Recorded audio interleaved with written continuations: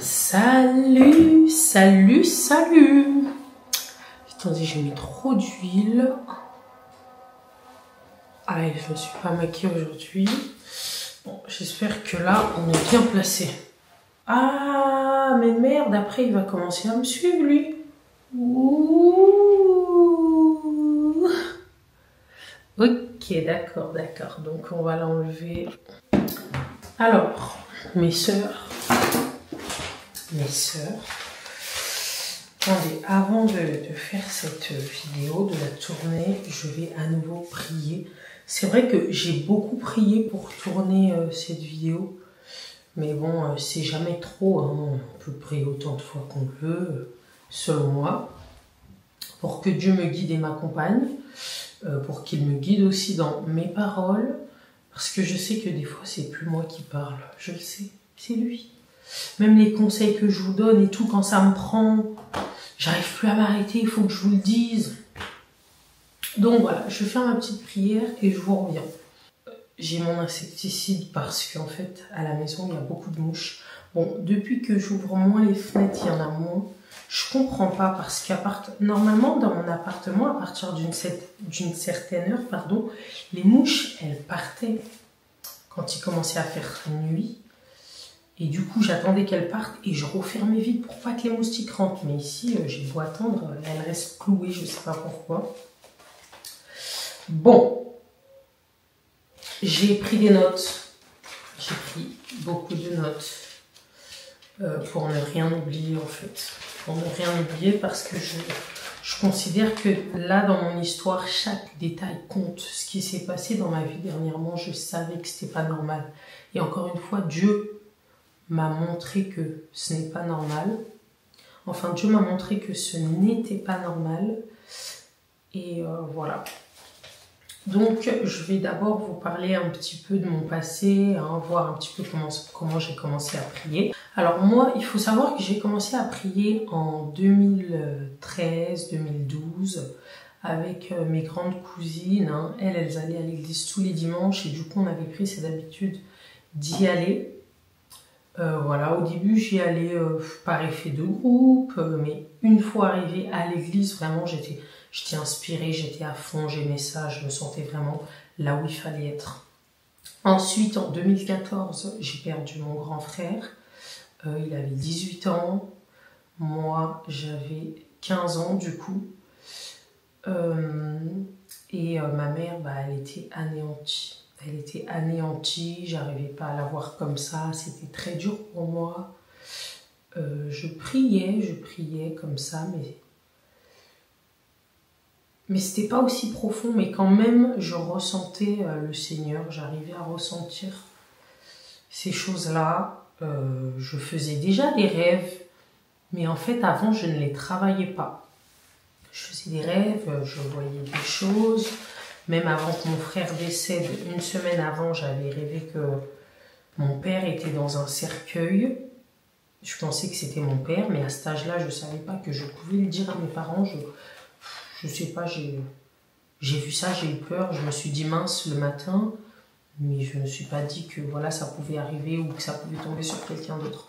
Donc, comme mon frère est décédé, le jour où on allait enterrer la dépouille, j'ai regardé encore une fois son visage une dernière fois et je me suis rendu compte que c'est le visage de mon père.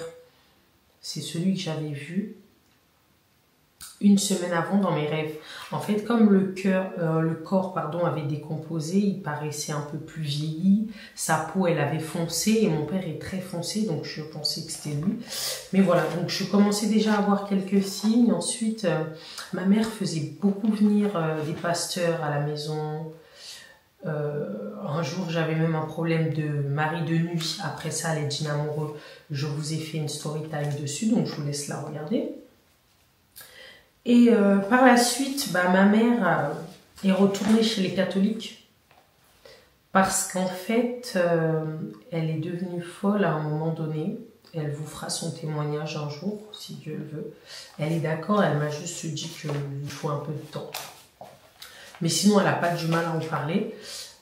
Et du coup, suite à ça, elle a préféré aller chez les catholiques. Je respecte son choix.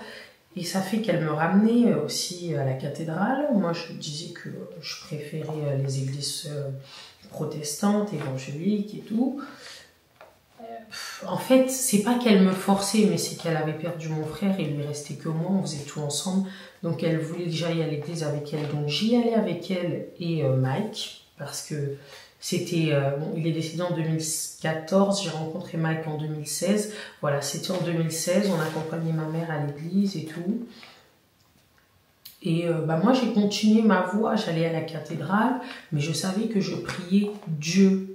Voilà, j'allais pas forcément, non, j'allais pas du tout même me prosterner. Voilà, après ça c'est un autre débat, hein. Ça c'est un autre débat. Mais j'ai continué à prier à la maison parce que j'aimais prier à la maison. Je ressentais pas mal de choses, je voyais pas mal de choses et j'essayais aussi d'aller de temps en temps à l'église à cette époque-là, oui encore.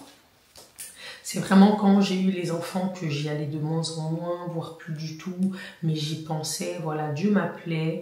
Ensuite, j'ai encore évolué, j'ai commencé à avoir des enfants, je voyais ma mère persévérer dans la prière. Ma mère, elle faisait des prières de feu, je la regardais, j'étais en admiration, cette assurance qu'elle avait. Moi, je l'avais, mais dans ma tête, j'arrivais pas encore à prier à haute voix ou à prier en public, je n'arrivais pas. Et vraiment, je voyais ma mère évoluer, je voyais ma mère acquérir de plus en plus de dons. Et de là, au début, je disais à Dieu, parce que des fois, je faisais des rêves. Voilà, j'avais encore un petit peu peur. Je disais à Dieu que pour l'instant, je ne peux pas avoir ces choses-là. Voilà. C'est ce que je lui disais à 16 ans, 17 ans, que je ne voulais pas voir ces choses-là. Maintenant, j'ai évolué, j'ai eu mes enfants, 1, 2, 3, 4. Là, par contre, niveau prière, j'étais beaucoup plus évoluée, c'était beaucoup plus accentué, c'était beaucoup plus régulier. Je tenais à faire ma prière tous les soirs. Je pouvais oublier de la faire, mais peut-être 4 fois par mois à tout casser. J'ai commencé à voir des choses en rêve, des attaques qui venaient attaquer mon foyer, mes enfants. Même pour l'accident de voiture, on vous a fait une vidéo, j'ai reçu des signes, encore une fois. Voilà, ça montait de plus en plus. Et aussi, quand je commençais à avoir des attaques sur mes enfants, là par contre, j'ai fait une grosse prière de consultation. J'ai dit à Dieu que cette fois-ci, je voulais voir. Je lui ai dit que là, j'étais prête. Donc des années plus tard, hein, je lui ai dit à 16-17 ans que je voulais plus voir. Et 22, 23, 24 ans, etc. Je lui ai dit que là, vraiment, il faut que tu me montres qui en veut à ma famille, etc. Voilà, moi dans mes prières, je parle à Dieu comme si c'était mon ami, mon papa, mon confident, mon meilleur ami. C'est vraiment mon tout. C'est mon tout. Donc voilà, de là, j'ai commencé immédiatement à voir des gens en rêve, hein, à combattre en rêve, à faire des paralysies du sommeil, ma gorge qui se noue, j'arrive pas à bouger, j'arrive pas à parler. Et une fois que j'ai compris que j'avais juste à appeler mon Seigneur Jésus-Christ, eh ben, j'ai réussi à combattre dans tous mes rêves, si je peux vous dire même avec facilité. Là, je vous parle avec mes mots parce que c'est moi, je suis comme ça, j'aime pas faire comme tout le monde, prêcher. Non, là, je vous parle avec mes mots et j'espère que vous comprendrez. Donc, dans mes rêves, j'ai commencé à combattre. Un jour, je dors comme ça, je vois ma mère au-dessus de ma tête. Ça avait l'air très réel. Je la regarde et je souris. Et puis là, je me rends compte que non, ma mère, elle est au pays. Donc, je dis, qui es-tu? Ma mère n'est pas en France. Et de là, la personne explose et disparaît parce qu'elle était révélée. J'avais su que ce n'était pas ma mère et que c'était quelqu'un qui avait pris le visage de ma mère. Donc, voilà à peu près comment se passent mes rêves. Hein. Même quand j'ai vu une fille. Voilà, je vais vous laisser le témoignage pour ma fille. Je vous ai fait énormément de témoignages et j'espère que je pourrai continuer. J'ai encore énormément de choses à vous dire malgré tout ce que j'ai déjà écrit là. C'est même pas le quart. Donc je vous laisse aller voir le témoignage pour ma fille, notamment les rêves que j'ai pu faire.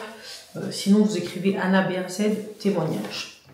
Donc là je vous ai fait un peu les grandes lignes hein, de mon glow-up spirituel si je peux dire. Mais voilà, il y a eu pas mal d'histoires. Donc c'est parti. Alors je vivais une vie normale, routine tranquille, mes petites routines aussi de prière normale. Prière toujours le soir avant de dormir, la journée de temps en temps ou le matin, mais c'était beaucoup plus le soir. Juste tout au long de la journée, j'ai cette habitude de parler de Dieu même sans m'en rendre compte, juste en disant des phrases du style « Dieu merci » ou « Ah Seigneur, il faut que tu m'aides. Oh Seigneur, j'en peux plus. » Moi, tout au long de la journée, c'est comme ça parce que quand je fais appel à lui, il m'aide. Donc là, ce qui s'est passé, c'est que je suis tombée enceinte de mon 3e.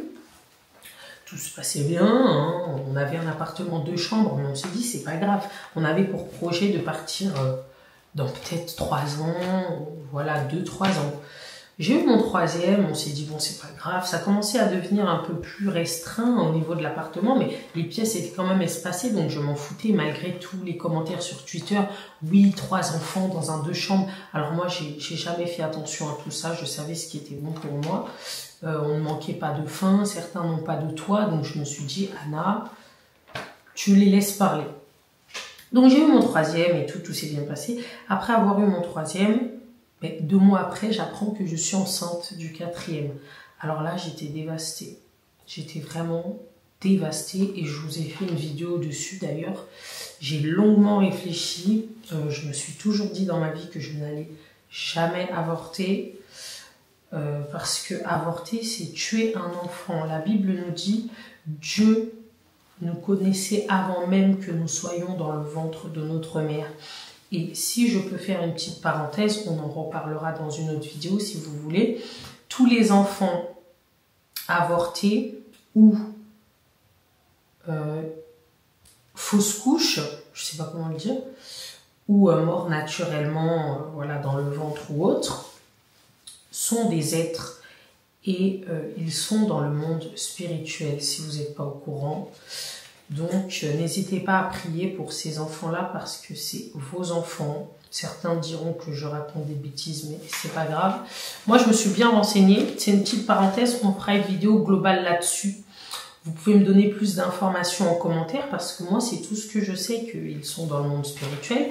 J'ai vu que certains souffraient, donc il y a des enfants qui ont été laissés à l'abandon et qui souffrent dans le monde spirituel, mais on ne le voit pas. Voilà, c'est la petite parenthèse. Hein. Si vous vous y connaissez plus, dites-nous en commentaire, comme ça moi ça m'aidera pour mes prochaines vidéos. Donc voilà, je suis tombée enceinte du 4e, je me posais des questions, est-ce que j'avorte? Et je me disais mais non, parce que je savais que si j'avortais, j'allais jamais me le pardonner parce que j'ai fait une fausse couche. Et même aujourd'hui, cette fausse couche me fait encore mal, je pense encore à 7 enfants. Et puis on a Mike qui est persuadé que c'était une fille. Et moi aussi, je ne sais pas pourquoi je sens que c'était une fille. Malgré qu'on n'a pas pu connaître le sexe parce qu'il est parti à 9 semaines. Et moi, je l'ai su 1 semaine avant. Donc voilà. Hop, il y a eu ça. Déjà, j'étais très éprouvée. J'ai passé peut-être 1 semaine à... J'étais au plus bas, au plus bas, au plus bas. Je l'ai gardé pour moi, je l'avais dit à personne. J'avais mon beau-frère Loïc qui était à la maison et mon mari qui m'ont relevé, qui m'ont motivé. J'ai Mike qui m'a dit que je vais jamais te lâcher. On va les assumer ensemble. Et voilà. Avec Dieu aussi parce que j'ai beaucoup prié cette semaine-là. Je passais mon temps à prier, à pleurer. Et puis je pense que Dieu m'a éprouvée parce que c'est passé, tout allait bien. Maintenant, quand ce 4e enfant est arrivé, je me sentais bien au début. Et puis là, j'ai commencé à saturer. J'avais besoin de plus d'espace. Donc je me suis dit que je vais chercher une maison. À côté, j'ai ma mère aussi qui ne voulait pas qu'on déménage. Ma mère, elle n'a jamais voulu qu'on déménage. Parce que cet appartement-là, quand on l'a eu, il était au nom de ma mère. Moi, j'avais 17 ans. Voilà, on était encore mineurs avec Mike. On était encore mineurs. Mike avait peut-être 18, mais voilà, on était encore... Voilà. Je pense pas qu'on était prêts. Donc ma mère a mis l'appartement à son nom. Par la suite, on grandissait, hein, donc on a demandé à ce qu'elle soit à notre nom. Parce qu'en fait, ma mère l'avait trouvé plutôt pour nous, cet appartement. Donc on l'a mis à notre nom. Ensuite, voilà, le temps passait, je me rendais compte que j'avais besoin de plus d'espace. Donc je priais Dieu pour pouvoir trouver quelque chose parce qu'à côté je cherchais, donc je me sentais pas bien. Et il y a un mal-être qui a commencé à se développer. Je tombais de plus en plus en dépression. Et puis moi, c'est des dépressions qui sont quand même assez fortes parce que j'ai l'impression que... Je vais vous faire une vidéo sur la dépression parce que j'avais l'impression d'avoir un mal-être, j'avais l'impression d'avoir de gros problèmes alors que je pouvais ouvrir mon compte, il y avait 2000 €, voilà, on avait un toit, donc je me disais Anna, arrête de dramatiser, c'est rien, ça arrivera. Mais non, j'avais mal. Moi, j'aime que les choses soient faites comme je l'entends, comme je le veux, mais malheureusement, c'est pas possible, hein, parce que le temps de Dieu n'est pas le temps de l'homme. Donc, je faisais des prières et j'avais l'impression que je priais pour prier, que c'était plus devenu une habitude de prier avant de dormir. Seigneur, merci pour cette journée. Voilà, j'avais l'impression de prier pour prier, j'avais l'impression de ne pas être entendue. C'était ça s'est passé pendant des mois. Hein. Les mois passaient et je le ressentais comme ça. Même si j'avais d'autres bénédictions ailleurs, moi, ce que je voulais, c'était vraiment ma maison. Et il y a eu... une semaine où on est parti chez le frère de Mac, Terry. Donc on a Mac qui a commencé, parce que voilà, je sors avec un homme. Ah Seigneur, je vais vous dire, Dieu m'a donné l'homme parfait. Vraiment, Mac, c'est le mari parfait, c'est le papa parfait. C'est celui qui est toujours là pour sa famille. Maintenant, il a un problème, c'est les sauts de colère. Et c'est ce que j'essaye de gérer avec lui depuis le début de notre relation. Je me rappelle qu'au début de notre relation, des fois quand il s'énervait, il avait tendance à me tenir ou à me secouer. Et j'ai arrêté court avec ça parce que des fois ça commence comme ça et ça finit en violence. J'ai arrêté court avec ça et je lui dis que moi je ne suis pas une femme qu'il pourra frapper ou ne serait-ce qu'une gifle sur moi. Je peux mettre fin pour ça et il l'a bien compris. Je lui ai même juré, parce que moi je ne jure pas sur la tombe de mon frère, je trouve ça beaucoup trop sacré, mais à lui, tout au long de notre relation, enfin dès le début de notre relation, je lui ai juré sur la tombe de mon frère que si un jour il levait la main sur moi, ce sera terminé. Parce que ça, c'est des choses que je ne peux pas accepter. Je considère que j'ai déjà beaucoup trop souffert. Voilà, la perte de mon frère, c'est quelque chose qui me fait extrêmement mal. Je n'en parle pas. J'essaye d'avancer avec, mais ça me fait vraiment très mal. Je n'ai pas envie de pleurer. Vous me connaissez, je n'aime pas pleurer en public. Donc, je vais m'en ressaisir. Donc, voilà, je considère que j'ai assez souffert comme ça pour qu'un homme me fasse encore plus souffrir sur terre, sachant que mon propre père ne m'a jamais fait souffrir. C'est un amour, c'est une crème, il est adorable. J'ai toujours dit à Dieu que je voulais un homme avec les mêmes valeurs et les mêmes principes que mon père. Donc oui, Dieu m'a donné cet homme-là, effectivement, parce que Mac, c'est quelqu'un qui assure son foyer, c'est quelqu'un qui est sur tous les fronts, le ménage, la cuisine, vraiment. Avec lui, j'ai beaucoup plus de facilité. Maintenant, il a ses petits sauts de colère. Et je dirais aussi ses démons. Mais on en parlera dans une autre vidéo parce qu'encore une fois, c'est un tout autre sujet. Vous savez, le monde spirituel est vaste. Il y a tellement de choses qu'on ne voit pas. Alors, ces démons-là, c'est des démons qui font que, exemple, votre homme ne va plus... c'est comme si à chaque fois qu'il est dans une pièce avec vous, vous l'exaspérez, vous avez l'impression qu'il vous déteste, vous sortez un mot de votre bouche, ça l'énerve tout de suite. Voilà, Mike, c'est comme ça. Il y a des périodes où c'est comme ça, je peux rien lui dire, je peux rien. Donc moi, j'avais déjà mon mal-être, j'avais mes dépressions et à côté, je devais gérer le comportement de Mike, qui d'habitude, ça me dérange pas de le gérer parce que c'est mon mari, je sais qu'il a besoin d'aide. Lui aussi, il sait que ça ne vient pas de lui parce que lui-même me dit c'est pas moi, Anna. Et lui-même essaye de combattre ça en prière, mais le problème, c'est que Mike relâche. Mike relâche et moi ça me dérange pas en tant que femme de le pousser toujours à avancer, à combattre en prière. On fait même des prières ensemble, on s'agenouille tous les deux. Voilà, donc de ce côté-là, il a aucun souci, c'est juste qu'il a des baisses de foi, des relâchements ou des oublis. Mais ces oublis-là font que à côté, il est combattu. Il est combattu, il y a les femmes de nuit, donc les maris de nuit, les djinns amoureux, les dorlis, appelez ça comme vous voulez. En fait, c'est des démons, voilà, je vous ai dit, j'ai déjà fait une vidéo dessus. Mais voilà, ça fait qu'en fait, ces démons-là peuvent faire aussi en sorte que vous n'êtes plus attiré par votre partenaire. même physiquement, voilà, vous n'avez plus goût à votre partenaire ou il vous exaspère, même comme ça, sans raison. Hein. Donc voilà, Mike, il a ces périodes-là où il est très en colère à la maison, il se réveille comme ça le matin, il est énervé, on ne sait pas pourquoi. Donc on est parti chez le frère de Mike et c'est là que ma première crise a commencé. Alors pour moi, je l'explique comme une délivrance. Je vais vous raconter. On était chez le frère de Mike. Moi, j'avais fait abstraction du comportement de Mike. J'essayais moi-même de me guérir parce que j'en parlais à ma mère aussi. Ma mère, c'est quelqu'un qui est impartial en fait. Elle a accepté Mike comme son fils. Et quand ça ne va pas, elle lui parle comme son fils. Elle ne l'a jamais jugé. Même si des fois je l'appelle pour lui dire Mike m'a fait ci, ça, elle a jamais pris son téléphone pour lui dire franchement si c'est comme ça je récupère ma fille. Non, elle lui a toujours parlé avec sagesse et j'essaye d'être cette femme-là. Je vous dis que ma mère c'est mon exemple, c'est l'exemple de la femme que je veux être de A à Z. Elle est d'une sagesse. Je pense que je commence déjà à développer cette sagesse, mais j'aimerais encore plus parce que j'ai encore mes petits trucs de remettre les gens à sa place avec des mauvais mots, voilà, vous savez que moi, quand je recadre les gens sur Internet, je parle mal, je parle super mal, mais malheureusement, des fois, les gens le méritent. Enfin bref, donc ma mère m'avait beaucoup conseillé à cette période-là, parce qu'il y a eu un soir où c'était trop, je l'avais appelée en pleurant, avec tout ce que je vivais, je lui avais expliqué, hein, voilà, il y a la maison, j'ai envie de déménager, et elle m'avait dit de ne plus calculer. Je suis désolée, il faut que vous suivez parce qu'il y a des choses qui me reviennent. Je vous disais la dernière fois que ma mère n'a jamais, enfin tout à l'heure, ma mère n'a jamais aimé qu'on déménage, dans le sens où, voilà, on a perdu mon frère, on a toujours été habitués à être ensemble, à aller à l'église ensemble, à tout faire ensemble, à habiter ensemble, même avec Mike. Parce que quand on a perdu mon frère, après ça, on s'est fait expulser, ça veut dire qu'on est parti à l'hôtel pendant 1 an, le temps d'attendre un logement. Pendant 1 an, je vivais à l'hôtel avec Mike et ma mère.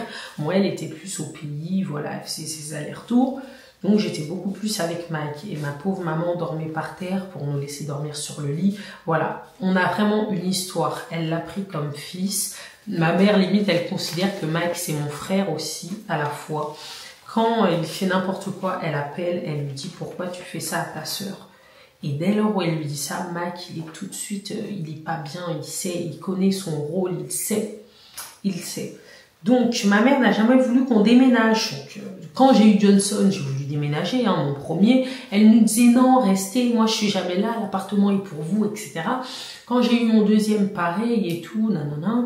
Elle nous a même laissé tout l'appartement parce qu'au début elle avait une chambre et nous on avait une chambre. Elle nous a laissé les 2 chambres parce qu'on lui a fait comprendre que Johnson et Jasmine, donc la deuxième, commençaient à grandir, il leur fallait une chambre et tout. Donc elle a dit prenez la chambre, moi je dormirai sur le canapé lit ou sur un lit clic-clac quand je viendrai. Voilà, les années passaient, et à chaque fois, elle m'empêchait de déménager. Et en fait, il y a une abonnée la dernière fois qui m'a dit que peut-être que ma mère, indirectement, nous bloquait pour pouvoir déménager. C'est peut-être elle aussi qui nous bloquait indirectement. Et nous, avec l'affection, on acceptait. Donc, on a peut-être créé quelque chose. Vous savez, des fois, on crée des choses dans le monde spirituel sans s'en rendre compte. Donc il y a ça, c'était une parenthèse. Donc nous arrivons chez le frère de Mike en vacances pendant 1 semaine, tout se passe bien, Mike toujours avec ses sauts de colère, mais tout le monde le connaît donc personne ne parle, tout le monde lui donne ce qu'il veut. On a même fait une soirée, on jouait au Monopoly, il perdait tout son argent et c'est un mauvais perdant, donc il a commencé à faire ressentir cette atmosphère. En fait, Mike, il met la pression aux gens sans s'en rendre compte et tout le monde ressent cette pression et tout le monde se tient à carreau. Donc ce soir-là, moi j'étais très énervée qu'on joue au Monopoly et à chaque fois qu'on passe chez Mike, ben, personne n'a le droit de dire quoi que ce soit ou de réclamer son argent parce que c'est Mike. Il a le don de faire peur à tout le monde sans s'en rendre compte, hein, même s'il ne le veut pas, c'est comme ça. C'est pas grave, j'ai laissé passer, hop, tout se passait bien, sachant que ma belle-sœur est enceinte, donc quand je vais là-bas, j'aime l'aider, comme quand elle vient à la maison, elle aime m'aider, donc je faisais un peu de ménage avec elle, je m'assurais de faire les plats, donc matin, enfin midi soir plutôt, parce qu'on mangeait le midi et le soir, mais des gros plats, hein, des tartiflettes, voilà. J'étais moi-même fatiguée, mais je continuais à le faire Et je pense que j'ai atteint le trop plein en surménage parce qu'il faut faire aussi très attention au surménage. Donc là, j'ai allié surménage, dépression, comportement de Mike. Alors, sachant que j'étais toujours en dépression et que avant qu'on aille là-bas, je ne voulais pas y aller. J'ai même dit à Mike, vas-y avec les enfants, moi je vais rester à la maison, me reposer, ça me fera peut-être du bien. Et puis je me suis dit, oh les pauvres, voilà, quand je suis pas là, tout le monde m'appelle, ils veulent que je sois là. Je suis quand même un peu le pilier dans cette famille parce qu'on est les plus grands, disons, et qu'après les parents, nous sommes les chefs de famille. Donc voilà, je suis allée, mais j'ai fait du surménage. J'ai fait du surménage. Donc qu'est-ce qui se passe? Une nuit, comme ça, je fais à manger pour tout le monde. Mike, toujours désagréable, malgré qu'il était en colère ce jour-là. J'ai quand même fait son assiette, voilà, j'ai servi tout le monde, j'ai dit à tout le monde de venir chercher son assiette. Je ramène l'assiette de Mike, et là, qu'est-ce qu'il fait? Il dit, oh putain, mais il y a trop d'huile! Et c'est-à-dire que je le regarde comme ça. Parce que je me rends compte qu'il fait ça dans tout le monde. Non, moi, j'ai pas de mal à vous en parler parce que ça reste un mari adorable. Ça, pour moi, ce n'est qu'une poussière, cette partie-là de lui, parce qu'il assure sur tous les fronts. Donc, je le regarde en mode, qu'est-ce que tu me fais là, en fait? Donc, je ne réagis pas. Je veux pas faire de scandale devant les autres, même s'ils sont habitués, hein, franchement. Là, j'étais vraiment en mode, je les mettais tout de côté, mais le problème c'est que dans mon cœur en fait c'était de trop en fait. J'avais de plus en plus mal l'accumulation de tout ça. Donc c'est pas grave, je me dis qu'il m'a envoyé chier comme une merde. Après Mike il n'aime pas l'huile, mais d'habitude il me l'a jamais dit comme ça en fait. Donc en plus je vois qu'il finit l'assiette, hein, mais bon c'est pas grave. À la fin, je me rends compte qu'il ne regrette même pas, parce que d'habitude, quand il fait ça, il vient au moins s'excuser après ou autre, parce qu'il reconnaît ses erreurs. Donc, la nuit passe.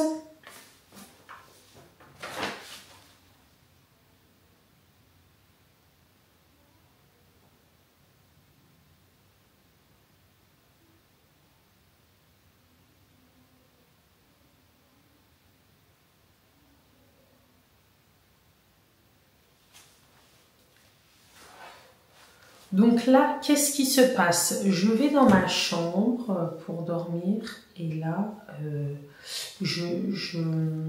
enfin dans la chambre d'amis de tonton Cassandra et Terry, et ils habitent en maison comme nous, donc de temps en temps on peut croiser des toiles d'araignée. Et moi, les toiles d'araignée, j'ai jamais aimé la sensation que ça me faisait sur moi. J'étais en mode mais sans plus. Là, je range un petit peu et puis je tombe sur une toile d'araignée qui me touche le visage. Donc je me mets à paniquer et tout. Et puis Mike est là, hein, il est dans la chambre avec moi, il voit que je me mets à paniquer. Et là, j'ai une crise d'angoisse qui me prend. Alors je suis sujette aux crises d'angoisse. Ça m'est arrivé peut-être 5 fois dans ma vie. Bon, j'ai dit je suis sujette. Ça m'est arrivé 5 fois, mais sans plus. Et mes crises d'angoisse, en général, elles arrivent quand je fais du surménage. Parce qu'un jour aussi, j'étais avec ma mère et Mike à l'appartement. Encore une fois, il avait ses crises de colère. Moi, c'était de trop pour moi. Il s'éloignait de moi. Il voulait plus rien qu'on fasse ensemble. J'ai fait une crise d'angoisse avec ma mère, mais je savais pas encore que c'était une crise d'angoisse. Donc, j'appelle les pompiers et tout. Et il m'explique que c'est une crise d'angoisse. C'est dû au surménage. En fait, voilà. Moi, c'est toujours surménage, comportement de Mike, bad mood. Voilà, ça crée ça. Donc, ce soir-là, chez tonton Terry, je touche une toile d'araignée. Je commence à paniquer. Je commence à dire à Mike, oh là là, la sensation et tout. Il me dit t'inquiète, elle est plus là et tout, c'est rien, j'ai tout enlevé et tout. Et de là, je commence à respirer. Bon, voilà, j'ai l'impression que mon tuyau se resserre, que j'arrive plus à respirer et tout. Et là, hop, hop, hop, hop, hop, et ça passe assez vite. C'est resté peut-être 1 minute. Mike, il sait comment faire quand ça m'arrive. Moi, avant, je pensais que c'était un truc de fou, mais en fait, non, c'est juste psychique. Mais t'as vraiment l'impression que c'est vrai, donc je ne comprends pas. Enfin bref. De là, ça passe, je décide d'aller dans la cuisine, prendre un verre d'eau et finalement de ne pas dormir tout de suite parce que j'ai vu Loïc qui est réveillé, j'ai vu Mike, je sais qu'en général on aime bien faire des choses ensemble et tout. Donc je prends un verre d'eau, Loïc prend un sirop et avec Loïc on se dit allez on va dehors et tout. Et puis t'as Mike qui vient. Je sais plus ce qu'il a fait encore ce soir-là. Attendez, je vais voir. Non, je sais plus ce qu'il a fait, mais il nous a encore énervé. Et même Loïc a pété un plomb, cette fois-ci. Il lui a dit, Mike, t'es chiant, tu sais quoi, tu vas pas venir avec nous, reste tout seul, tu vois. Donc, moi aussi, je lui ai dit, ouais, franchement, j'ai pas envie que tu passes la soirée avec nous et tout. Donc, on est sorti boire un petit verre dehors. Moi, j'étais assise par terre. Vous savez, il y a les portes dans les maisons et il y a une petite marche pour monter. Voilà, j'étais assise sur la marche. En face de moi, il y avait une poubelle. Et je regardais la poubelle et j'étais en train de sombrer, en fait. Et puis, t'as Mike qui est arrivé, comme d'habitude, parce qu'il regrette. Hein, donc, il est venu et tout. Avec Loïc, bah, on l'a accepté. Ça reste Mike, c'est mon mari, c'est pas grave. Je regarde la poubelle et puis je commence à me dire que, en fait, j'en ai marre de tout ça. J'étais vraiment comme ça, je me disais j'en ai marre de cette vie, j'en ai marre de tous ces problèmes. J'étais vraiment comme ça et je parlais comme ça en regardant la poubelle et je me disais mais nique sa mère cette vie en fait, nique sa mère tous ces problèmes. Et là Mike il me dit mais non Anna dis pas ça et tout. Et là je continue à dire mais nique sa mère. Et du coup dans ma tête je commence à dire à Dieu, ça fait des semaines et des mois que je te cherche, tu m'as abandonnée. Je lui dis, Seigneur, tu m'as abandonné, je me sens seule, j'en peux plus. Tant pis si c'est comme ça, j'abandonne tout, je lâche tout. Mais vraiment, je parlais avec cœur. Les filles, j'étais au plus bas, je sais pas comment vous expliquer, je ressentais un mal-être au fond de moi, mais j'étais pas bien à cette période. Et j'avais l'impression que Dieu m'avait abandonnée, mais genre vraiment. Parce qu'en fait, d'habitude, quand j'ai des problèmes et que c'est trop pour moi, je lui dis, Seigneur, prends mon fardeau parce que là, je n'arrive plus. Et ça fait que d'habitude, il prend mon fardeau et que les problèmes paraissent plus légers et que ça avance. Mais là, ça faisait des mois et des mois que je tournais, que je l'appelais et que je ne voyais pas vraiment sa main, je ne le voyais pas me tendre la main. Donc, ce soir-là, je regarde mes notes. Voilà, donc je suis sur le truc, j'en ai marre de tous ces problèmes, allez, tant pis pour cette vie, je ne peux plus, j'en veux plus et tout. Et là, pas ma gorge qui recommence à se resserrer et que je n'arrive plus à respirer. Donc je suis là, ça commence comme ça tout seul, mais c'était pire que d'habitude et je sentais que c'était pire que d'habitude parce que là, je sentais vraiment ma gorge comme une paille. Il me restait plus que cette paille pour essayer de faire passer l'oxygène et j'étais là. Et c'était pire que d'habitude parce que là, je suis tombée. Je suis vraiment tombée. Mike, premier réflexe, il m'a mise en PLS et j'étais toujours là. Et j'ai commencé à trembler. Et ça a duré super longtemps. J'ai commencé à trembler. Je vois Mike qui s'inquiète, qui me met en PLS. Je vois Loïc qui se met au-dessus de moi et qui me tient la main comme ça, vraiment tout doucement. Je commence à trembler et tout, et là je me rends compte que je ne sens plus mes jambes, mais en même temps je n'arrive pas à parler, et puis là je me mets à regarder au loin. Il y avait en fait 2 arbres, donc je regardais les arbres, je regardais les feuilles bouger.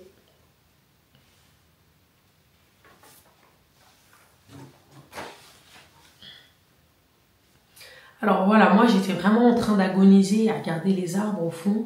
Et puis là, t'as Loïc qui se met à me parler et qui trouve tout de suite les bons mots. T'as Mike toujours qui me tient aussi. Mike, dans ce genre de situation, il perd ses moyens. Sauf si on n'est que tous les deux, il sait quoi faire. S'il y a quelqu'un d'autre, Mike, il perd ses moyens parce que peut-être qu'il sait indirectement que Loïc gère. Donc t'as Loïc qui se met au-dessus de moi, qui me dit « Anna, ça va aller. Anna, calme-toi. Anna, n'oublie pas ta famille. » Et quand il me dit ça, c'est comme si les arbres que je regardais s'étaient dégagés. Alors j'entendais plus du tout le bruit des feuilles. J'ai vu comme une lumière blanche au fond des arbres. Juste une lumière blanche pour l'instant. Mais le fait d'entendre Loïc me parler, ça me rassurait. Il me dit « Anna, on a tous besoin de toi. » Il me dit « Ta mère a besoin de toi, ton père. » Il me disait « Mike, il me disait tes enfants. » Il me disait mamie, voilà, il m'a souhaité, enfin il m'a cité le nom de tous mes proches. Il me dit Anna, ne lâche pas, tu es forte, tu es très forte, tu es même la plus forte d'entre nous, tu es notre pilier. Il me dit vraiment d'habitude c'est toi qui nous aide quand on va pas bien, parce que oui, d'habitude, c'est mon rôle. Alors, l'entendre me dire toutes ces choses-là, ça commence à me rassurer.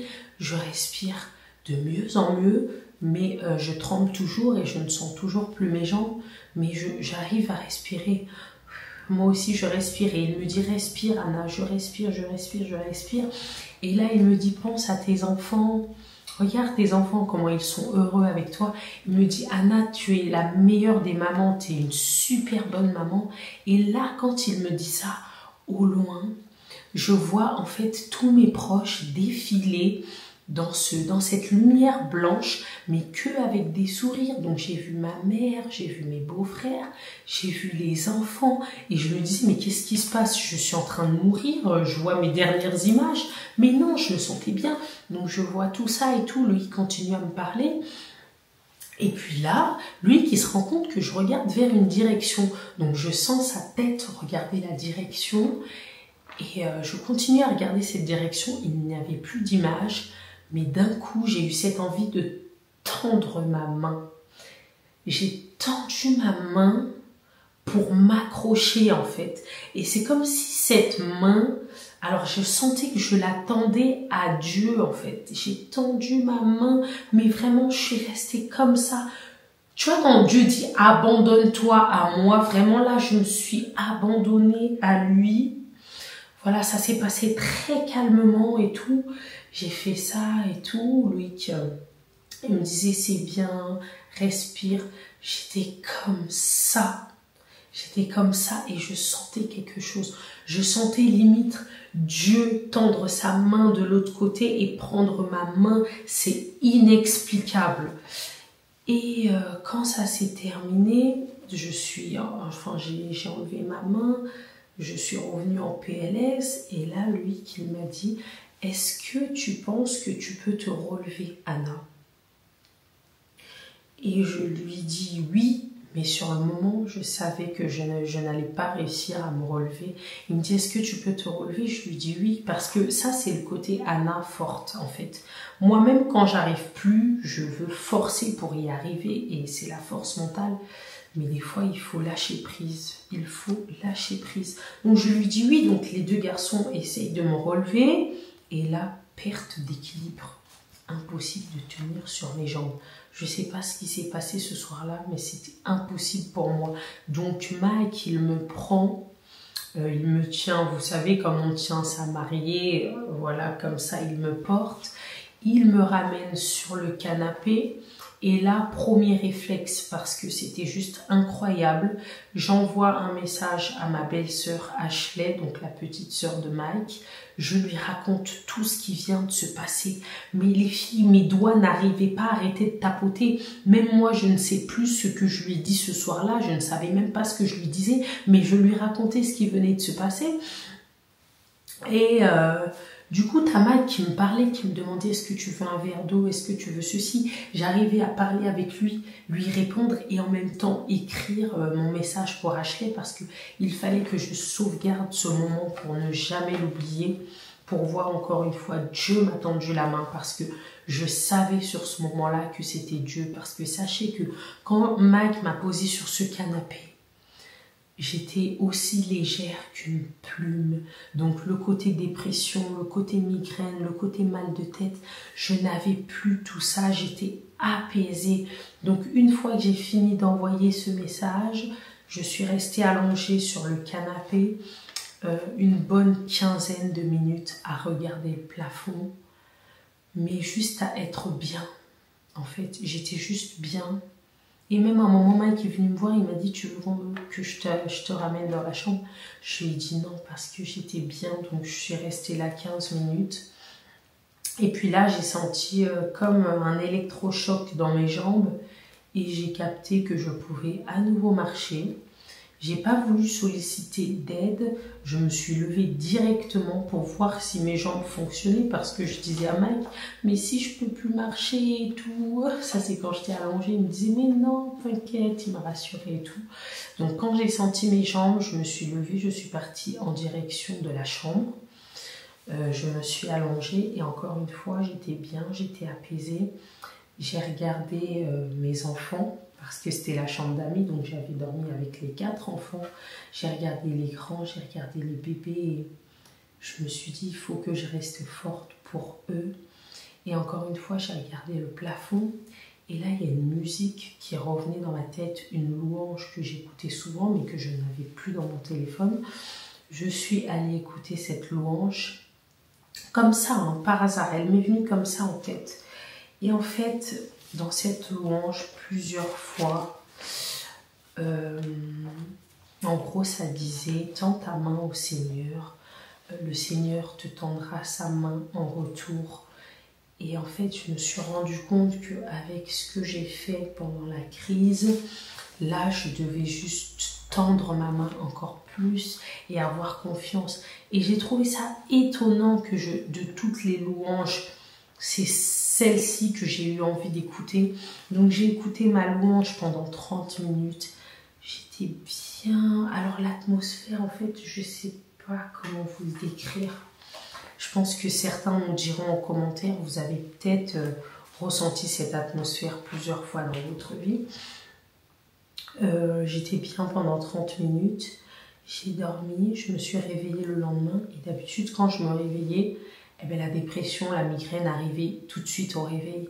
Là, je me suis réveillée, j'étais légère, il y avait un beau soleil qui traversait les fenêtres, vraiment j'étais bien, la journée s'est bien passée. Comme par hasard, on a eu 2 réponses de visite, hein. 2 personnes qui nous ont contactés pour qu'on aille visiter. Vu qu'on était chez Tonton Terry et que c'était à côté, on s'est dit allez, on va y aller. Donc nous sommes partis en visite avec Mike à 2 endroits différents, mais à côté de chez Tonton Terry. Alors, sachez que moi, quand je visite des maisons, j'ai toujours un truc à dire. Il y a toujours un truc qui va pas. Voilà, il y a toujours un truc qui va pas. Donc, on va dans la première maison. Je trouve que la ville est trop perdue, que la ville a l'air morte, la ville a l'air éteinte. On va visiter la maison. Je me rends compte que la maison est très bien, mais le jardin, il y avait la voisine qui avait son jardin et en fait, les jardins n'étaient pas séparés. Donc je dis au propriétaire, elle est où la limite entre les 2 jardins? Elle dit là, comme ça et tout, voilà, fallait se référer à quelque chose. Et elle me dit que cette voisine-là n'est pas du tout chiante et tout, elle avait l'air très adorable et tout. Mais voilà, j'avais pas eu mon coup de cœur, bien que la maison était magnifique. Donc on sort de cette visite, on laisse nos coordonnées et tout. On part pour l'autre maison du coup et là on tombe sur une vieille dame qui est vraiment super adorable. Sa maison elle est magnifique, mais cette dame là avait perdu son mari et c'était la maison où ils avaient habité toute leur vie et elle la faisait louer parce qu'elle n'arrivait pas à aller dans cette maison pour l'instant. Et elle m'a dit, mais un jour, j'aurai la force de retourner dans cette maison, j'y retournerai en gros pour finir ces jours. Et là, dans ma tête, je me suis dit, j'ai pas envie d'arriver dans une maison où il y a une histoire, dans une maison où la proprio veuille retourner dedans un jour, donc peut-être qu'un jour, je me suis dit peut-être qu'un jour elle allait nous envoyer un message, nous donner un préavis pour nous dire que voilà, elle veut retourner dans sa maison et je comprends totalement. Il y avait aussi le fait que sa fille habitait la maison d'en face mais sur le côté et elle, sa deuxième maison était juste à côté de notre maison. Il y avait son fils qui travaillait juste en face, donc dans le champ d'agriculture, on allait le voir tous les jours. Il y avait son autre fille qui était sur le côté comme ça. Donc voilà, eux, ils avaient vraiment acheté tous les lotissements. Et je me suis dit non, je me sentirais trop observée, trop... Même si elle nous a dit qu'elle n'emmerde pas ses locataires et tout. Je me suis dit bon... Après, on est là pour louer et acheter par la suite. Mais j'ai pas eu le coup de cœur, malgré que la maison était magnifique. Donc, c'est pas grave. Ah, il y a Jaylin qui pleure.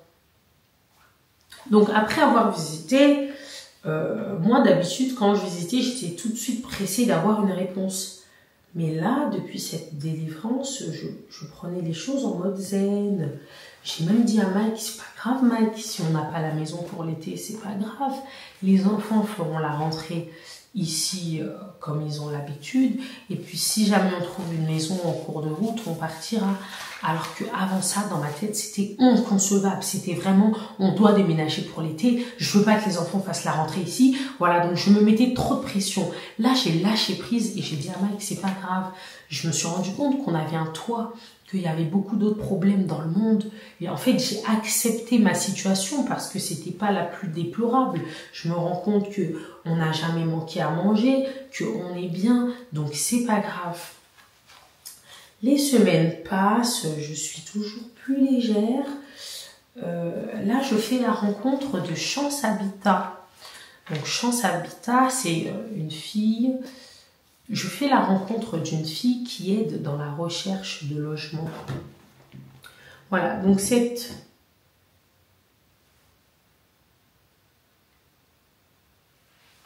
Donc voilà, je fais la rencontre d'une fille qui recherche les logements. C'est une fille que je connaissais un peu de nom et tout. Donc voilà, elle fait des recherches de logement. Et je me dis, bah, c'est bizarre que ça tombe à ce moment-là, quand même. Enfin, bizarre, c'est beau, c'est bien. Donc je décide de lui faire confiance. Donc elle s'occupe de chercher des logements pour nous, enfin des maisons. Donc nous, on part tout le temps aux visites. Hein. Et oui, c'est des très belles maisons, mais je trouve toujours un truc à dire. Oh, la ville, oh, ceci. Oh. Enfin, c'était bizarre que je trouve toujours un truc à dire, mais avec du recul, je comprends mieux.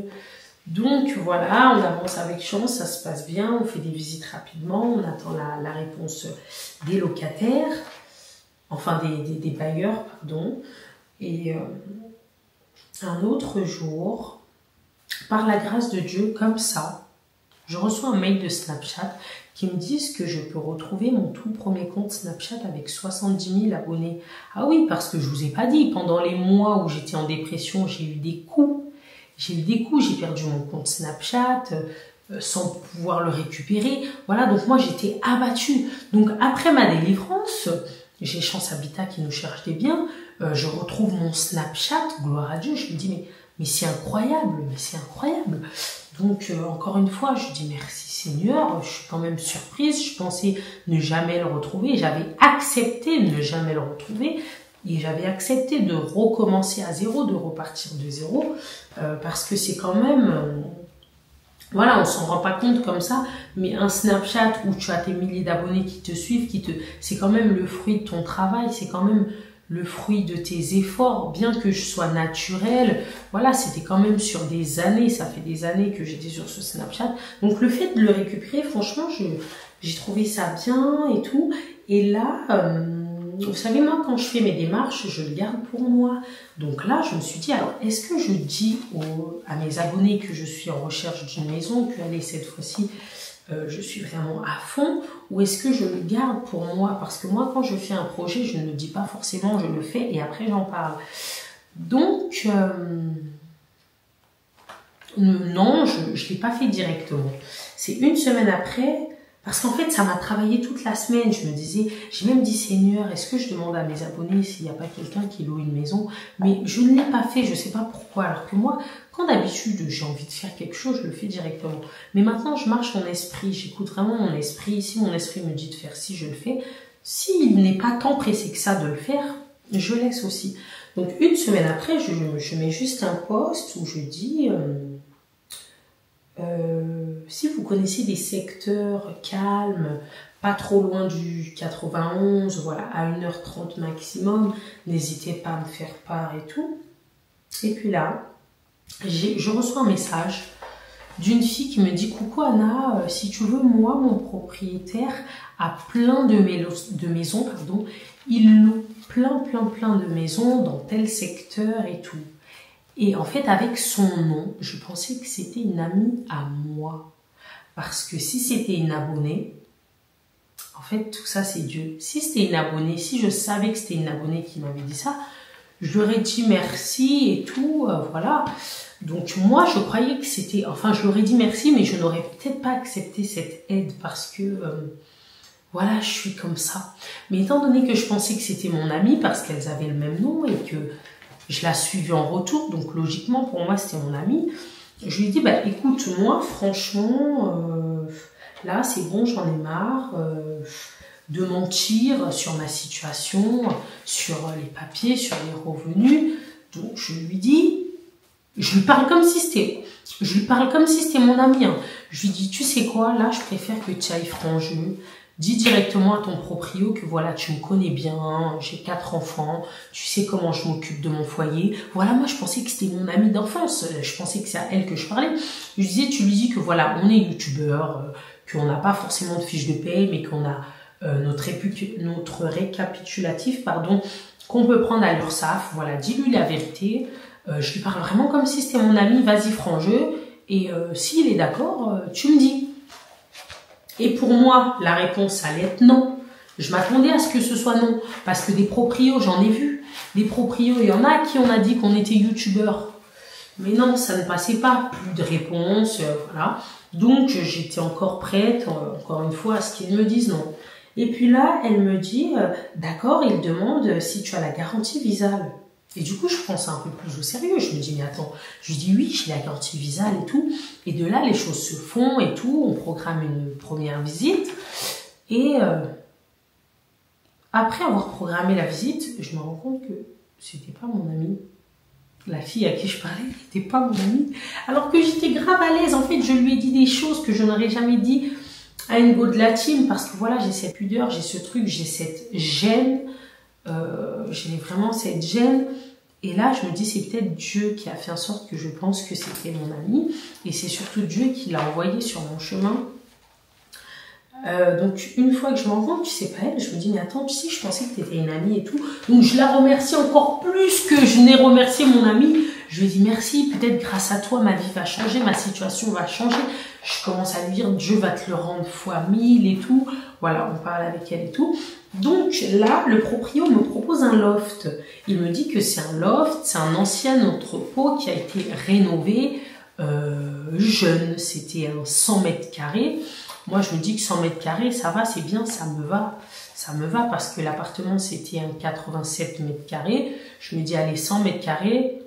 Non, c'était un 67 mètres carrés, l'appartement, pardon. Et je le trouvais déjà très grand, donc une maison 100 mètres carrés, ok.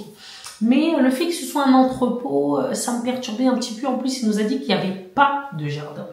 Donc moi, le jardin, c'était vraiment le but de tout. Moi, si je quitte un appartement, c'était pour avoir un jardin. Et surtout, un grand jardin. Donc, il nous propose le loft. Encore une fois, comme je suis trop pressée, je lui dis oui. De nous envoyer des images. On convient d'une visite avec la dame du loft. Parce qu'il y avait une dame qui avait un loft juste à côté, c'était le même. Ils ont plusieurs biens. Et là, je dis à Mike, t'es sûr qu'on va à la visite? Parce que je nous connais, hein. Si on aime le loft, on va s'emballer à signer les papiers parce qu'on a trop envie de déménager. Et au final, ben, sur le temps, je vais encore commencer à désespérer parce qu'au final, je n'ai pas mon jardin. Donc je rappelle la dame et je lui dis que finalement, non, on ne viendra pas, c'est pas la peine que tout le monde perde son temps. Donc je rappelle le proprio, je lui dis que non, je suis vraiment intéressée pour avoir un jardin. Et là, le proprio, il me dit, vous avez un préavis sur votre appartement, vous devez partir quand? Je lui dis non, il n'y a pas de préavis parce que c'est ma mère qui reste dedans. Il me dit d'accord, moi je reçois souvent des produits, donc quand, franchement... C'est qui, s'il vous plaît? Mais il était magnifique, ce proprio. Du coup, il me dit, quand j'ai de nouveaux produits, je vous ferai signe. Et il me dit, mais sinon, la fille qui vous a donné mon contact, il y a une maison qui se libère à côté de chez elle. C'est exactement la même maison qu'elle. Donc, si jamais vous pouvez l'appeler pour qu'elle puisse vous faire visiter sa maison, comme ça, vous aurez une idée, parce que c'est vraiment la même. Donc, j'appelle... la go de la team, donc avec un peu plus de gêne maintenant, parce que si c'était ma copine, je lui aurais dit, vas-y, j'arrive et tout, montre-moi ta maison, tout ça, nanana. Mais non, non, encore une fois, moi j'étais trop pressée, parce qu'en fait, elle m'avait décrit sa maison et je la trouvais magnifique. Donc lui, quand il m'a dit ça, j'ai envoyé un message à la go de la team pour lui dire, s'il te plaît, est-ce que tu peux faire comme si j'étais venue visiter et lui dire que c'était bon et tout. Donc moi, je voulais cette maison-là, elle me l'avait décrit, elle était parfaite. Et puis je lui dis quand même à la go de la team, est-ce que tu peux m'envoyer des vidéos s'il te plaît? Alors la maison, je l'ai trouvée magnifique, magnifique, magnifique, magnifique, magnifique. Mais le jardin était petit. Je le trouvais petit par rapport à ce que je recherchais. J'ai dit au proprio, ah non, finalement, le jardin, je le trouve un peu petit. Je préférais quelque chose de plus grand. Et de là, il me dit, sinon, il ne comptait pas en parler à la base parce que tout le monde se battait la maison dans laquelle je suis actuellement. Et je vais vous montrer comment Dieu est grand. Et Dieu, franchement, il est grand. Donc en fait, cette maison-là, c'est son fils qui habitait ici à la base, qui l'a louée. Et il voulait que son père lui donne cette maison. Vu qu'ils ont plein de maisons, que ses parents lui donnent cette maison. Donc je lui dis, voilà, son fils voulait que son père lui donne cette maison. Et là, ses parents lui disent, mais si on te donne cette maison, tu la revends pas, hein. Et le fils dit, bah si. Donc de là, les parents, ils disent, ah non, c'est pas normal. Nous, on travaille dur pour avoir une maison. Toi, on accepte de te la donner. Tu la vends pour te faire des sous derrière. Voilà, je pense qu'ils n'ont pas trouvé ça normal. Hop. Donc le fils a préféré déménager. De toute façon, sa femme n'aimait pas la vie en maison. Elle a préféré retourner en appartement. Donc il m'a dit, voilà, j'ai une maison. Mon fils la libère. Est-ce que vous voulez venir la visiter? Donc je lui dis, ok. Donc on vient, on visite. C'est le coup de cœur. Allez voir, franchement. Moi, cette maison, franchement, déjà, on arrive dans la ville. Je regarde la ville, le paysage, le quartier et tout. Et de là, je dis à Mike, bah c'est bizarre, pourquoi je trouve aucun défaut? Moi-même, je dis ça à Mike parce que d'habitude, je suis très chiante sur les critères. Je me dis, bon, on va voir la maison et puis on verra.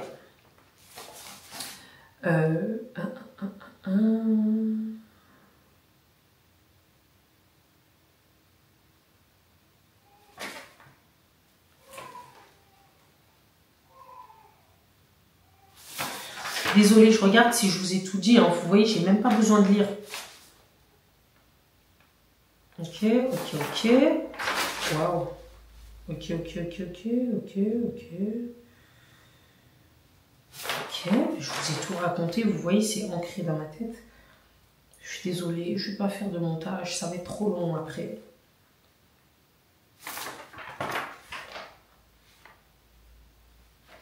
Donc voilà, le jour de la visite, je vous ai pas dit, encore une fois. Là, je vous raconte l'histoire comme si elle était belle. Là. Bon, écoutez bien. Le jour de la visite, donc avant ça, le jour de la visite, qu'est-ce qui se passe? Apparemment, des rongeurs ont rongé les câbles de notre voiture, donc la 7 places. Je me dis, mais Seigneur, c'est quel coup ça encore? C'est quelle attaque que tu me mets? C'est quelle épreuve que tu me mets le jour où je vais aller visiter une maison, tu vois? Donc, je décide de ne pas me laisser abattre cette fois-ci. Donc, je dis à Mike, allez, on va au garage. Dieu merci, on a 2 voitures. On laisse celle-là au garage. On regarde ce qu'il y a à faire. Et voilà, on prend la 2e voiture.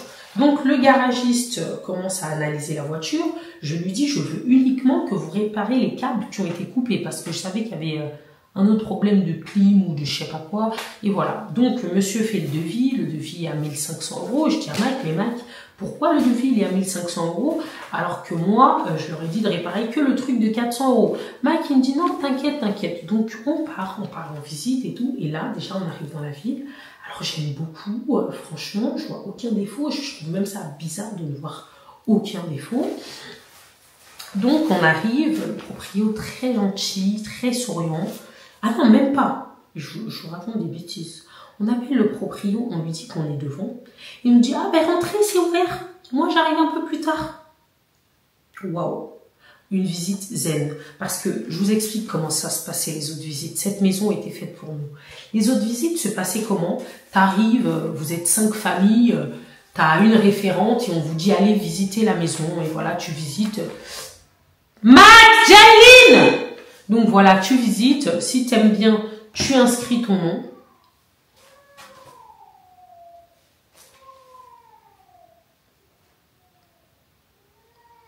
Mike, mets-toi debout!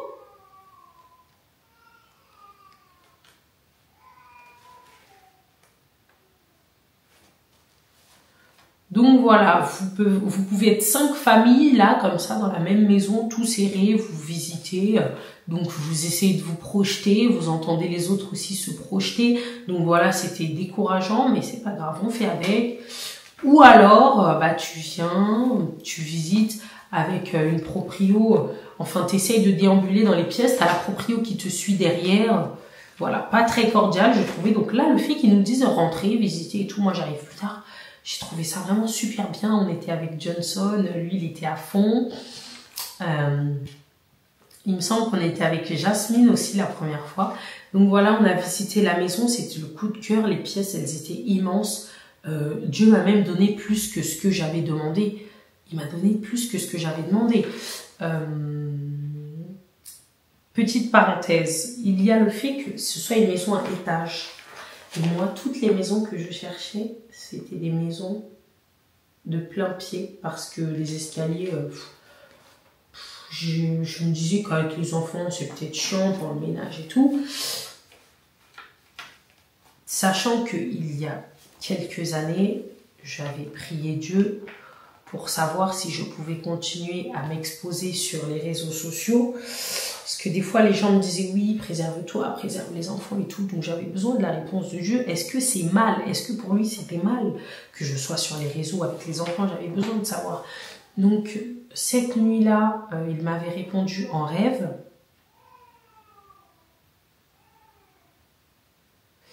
Et en fait, dans mon rêve, on était... je ne sais pas si vous avez vu les poteaux qui sont autour de ma maison. Alors, c'est très bizarre. Mais je pense que Dieu y est pour quelque chose. Donc, il y avait des poteaux comme ça à côté de nous et on avait une conversation face à face.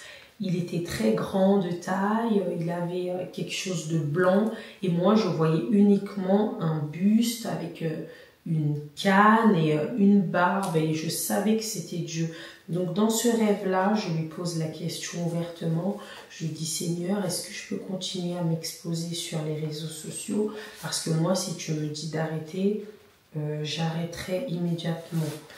De là, il sourit et il me dit, ma fille, tu peux continuer tes vidéos, mais arrête de montrer tes billets d'argent. Parce que c'est vrai qu'à cette époque, c'était le m'as-tu vu, hein, quand tu as des sous, il faut que tu montres et tout.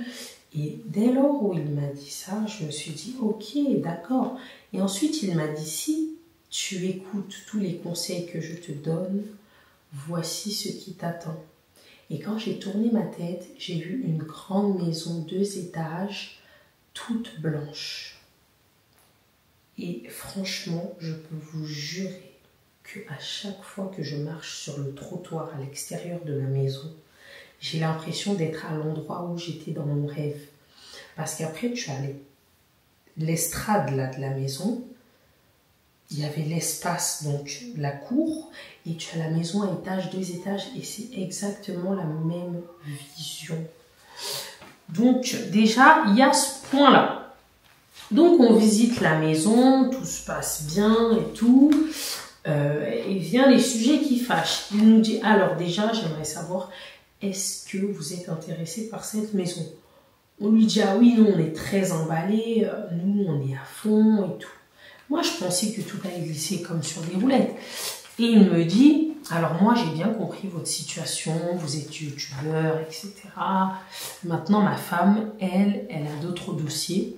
Donc les gens ont 3 fiches de paye, 3 CDI, voilà, le dossier parfait, quoi, c'est ce qui nous fait comprendre. Et là, moi, je lui montre ma motivation, je lui dis, monsieur, franchement... et il dit aussi, voilà, il nous dit aussi qu'il a des retards de loyer. Enfin voilà, il a plein de locataires qui, ce mois-ci, ont eu des retards de loyer. Et nous, n'ayant pas un dossier, voilà, vraiment solide, il ne sait pas s'il peut nous faire confiance, si on va accumuler d'autres retards.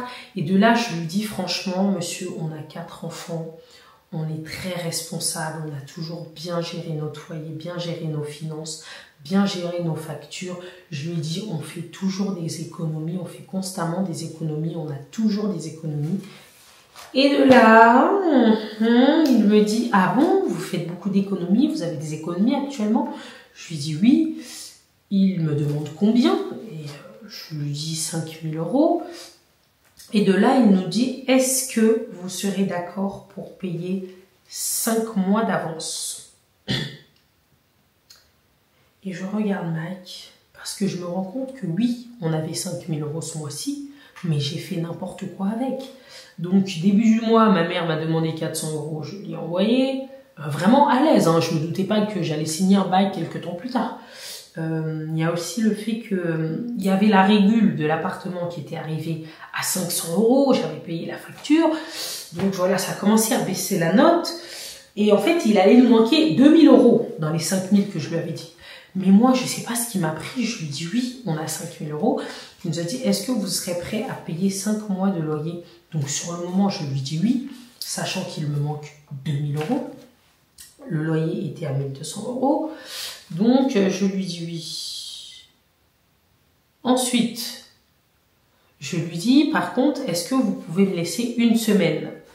C'était le temps que Mike et moi trouvons les 2 000 €. Gloire à Dieu, avec Mike, on arrive à trouver de l'argent assez rapidement. Voilà, on s'est battu, on s'est quand même battu, parce que trouver 2 000 € en une semaine, voilà. Donc, de là, je rentre, et c'est l'angoisse.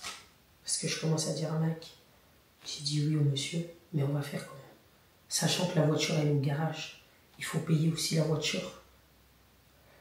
Donc de là, Mike, relativisé, toujours, hein, Mike il est toujours en mode très serein, en mode... Parce qu'en fait, Mike, à force d'évoluer, il se rend compte qu'on a toujours des coups bas, mais on arrive toujours à sortir vainqueur.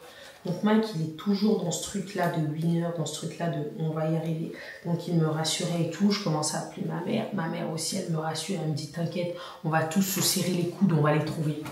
Hop, comme par hasard, tu as mes collaborations, voilà. C'était un tout, tout s'est fait en même temps, hop, on a réuni la somme et tout. Donc là, je rappelle le proprio, je lui dis que c'est bon, est-ce qu'on peut venir signer? Nouveau problème. Sa femme m'appelle, elle me dit oui, mon mari m'a expliqué votre situation, mais moi il me faut quand même des documents, des preuves de vos revenus et tout, tu vois. Donc je lui ai dit allez, One Life, j'ai jamais montré mes revenus à qui que ce soit, je me suis dit One Life, j'ai fait mes récapitulatifs partout, PayPal, banque, tout. Je lui envoie mes relevés. Et que Dieu me pardonne, je lui envoie aussi les fiches de paye de Mike que nous avait fait, celle qui nous recherchait les biens, pour bien appuyer le truc. Donc sa femme, lui, il savait très bien, il savait, lui, on lui avait dit la vérité.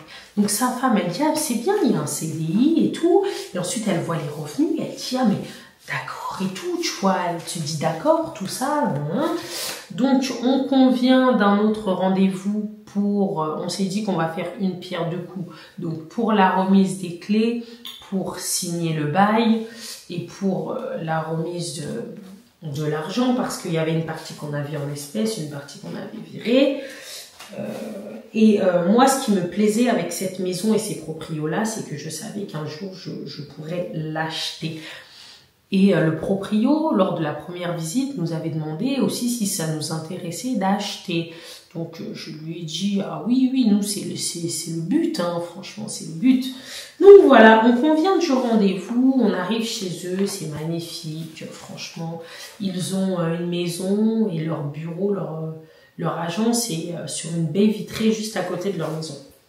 Donc, des proprios très gentils, on a énormément rigolé, ils nous ont raconté leur vie. Ils vont souvent en Afrique parce qu'ils font le tour du monde en vélo, voilà.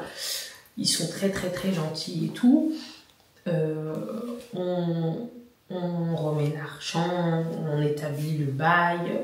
Dans le bail, il y a bien écrit qu'on a remis les 5 000 € et tout. Et puis là, on se met à parler et on commence à parler de location-accession. Voilà, de location-accession. Parce qu'en fait, au début, le proprio, il nous dit... Alors, franchement, c'est Dieu. Le proprio, il nous dit... Est-ce que...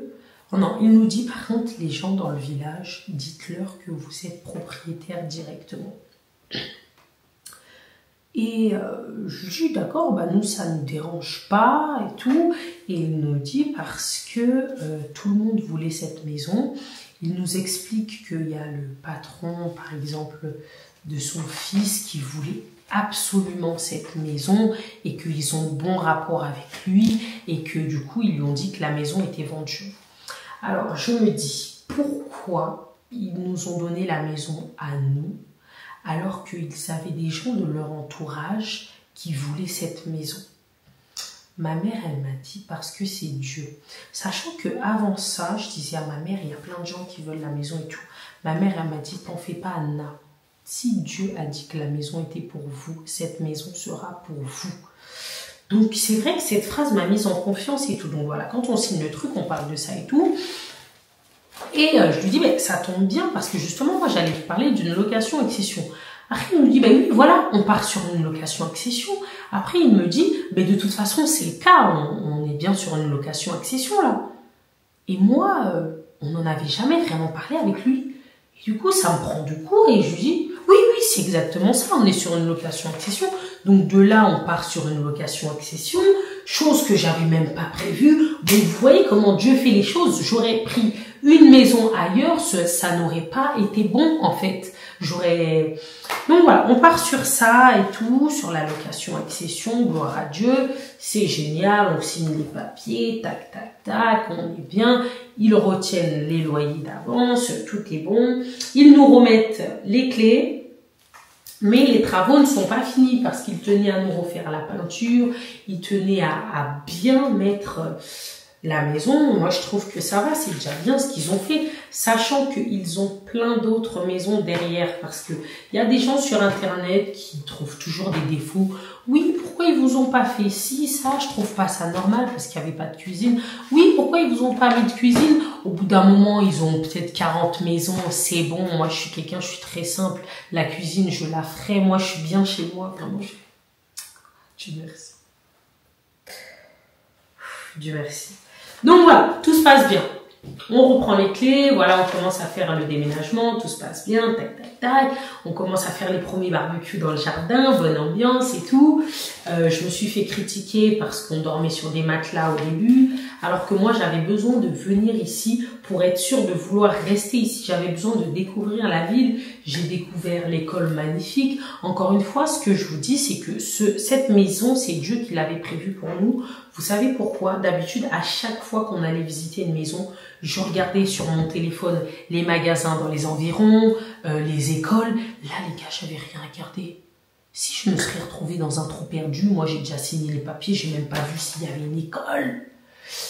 Mais bon, du coup, on découvre tout ça en étant ici, on découvre l'école et tout, tac, tac, tac, on fait l'inscription. Voilà, parce que je savais que parce que les abonnés nous ont dit, pourquoi vous restez pas dans l'appartement, le temps de meubler et ensuite vous venez. Et moi, je suis quelqu'un qui aime le défi, qui aime le challenge. Parce que quand j'étais à l'appartement, je ne commandais rien, aucun meuble, rien. Or que là, le fait d'être ici, ça m'a fait tout faire en même temps. Donc voilà, j'ai commandé voilà, j'ai fait le salon. Oh, il y a plein de vidéos qui arrivent. Ensuite, ça recommence. Donc tout va bien à la maison. Moi, j'ai fait mes prières.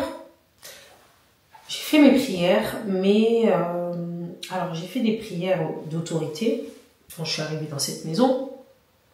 Parce que déjà, j'y ai pensé. Mais t'as ma mère qui me disait, Anna, n'oublie surtout pas de prier dans ta maison. T'as les abonnés, Anna, n'oublie pas la prière. T'as mes cousines, Anna, n'oublie pas la prière. Donc, je pense que j'étais plus précipitée à prier. Donc, je me suis précipitée à prier plutôt que prier réellement avec mon cœur. Je priais de mon cœur. Mais est-ce que je priais vraiment? Ça, je ne sais pas. Donc, voilà. Les enfants ont commencé l'école et tout. C'est très bien. Vraiment, on est super bien ici, rien à dire. Et puis là, t'as 3 jours consécutifs comme ça où Mike recommence avec ses sauts de colère, ces trucs. De là, je lui dis en fait, tu te fous de ma gueule là un peu, non? Tu te fous de ma gueule, Mike. Maintenant, t'as une maison, t'as tout ce que tu voulais. Qu'est-ce qui ne va pas encore? Pourquoi tu ne t'épanouis pas dans ta maison en fait?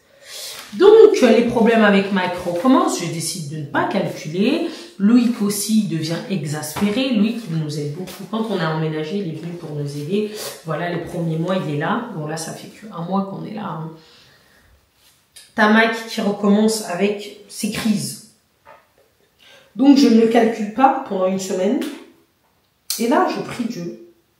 Enfin, moi, il y a des moments comme ça où je parle à Dieu dans la journée. Donc là, je dis à Dieu, en fait, Seigneur, qu'est-ce qui se passe là? Je lui dis, il faut que tu orientes ton fils. Je dis vraiment à Dieu, hein, en parlant de Mike, il faut que tu guides ton fils parce que là, moi, j'ai tout essayé. Je lui dis, j'ai tout essayé, je sais plus quoi faire, je suis fatiguée. Là, j'ai envie d'être heureuse, j'ai enfin ce que je voulais depuis très longtemps. Donc, guide ton fils. Donc, après ma prière, la journée passe et tout. Et là, à un moment, on est à table et tout avec Mike, Loïc. Et Loïc aborde le sujet. Mike, t'es trop énervé, il faut que tu déstresses et tout. Et là, je vois quand même, je connais mon mari, je vois que cette fois-ci, il a l'oreille pour entendre ce qu'on lui dit. Donc, je lui dis, Mike, tu sais ce qu'il faut que tu fasses? Il faut que tu pries. Il me dit, oui, je sais. Je lui dis, non, Mike, il faut que tu pries vraiment. Je lui dis, il faut juste que tu refuses cette colère, que tu refuses tout ça. J'ai dit, tu dois prier Dieu pour lui dire que tu refuses cette colère. Et je lui dis, tu dois faire une prière d'autorité pour chasser tous ces démons qui te mettent en colère, alors que tout va bien, tu vois. Et moi, je pensais qu'il allait faire sa prière le soir, Mike. Pour moi, tout est lié. Je pensais qu'il allait faire sa prière le soir.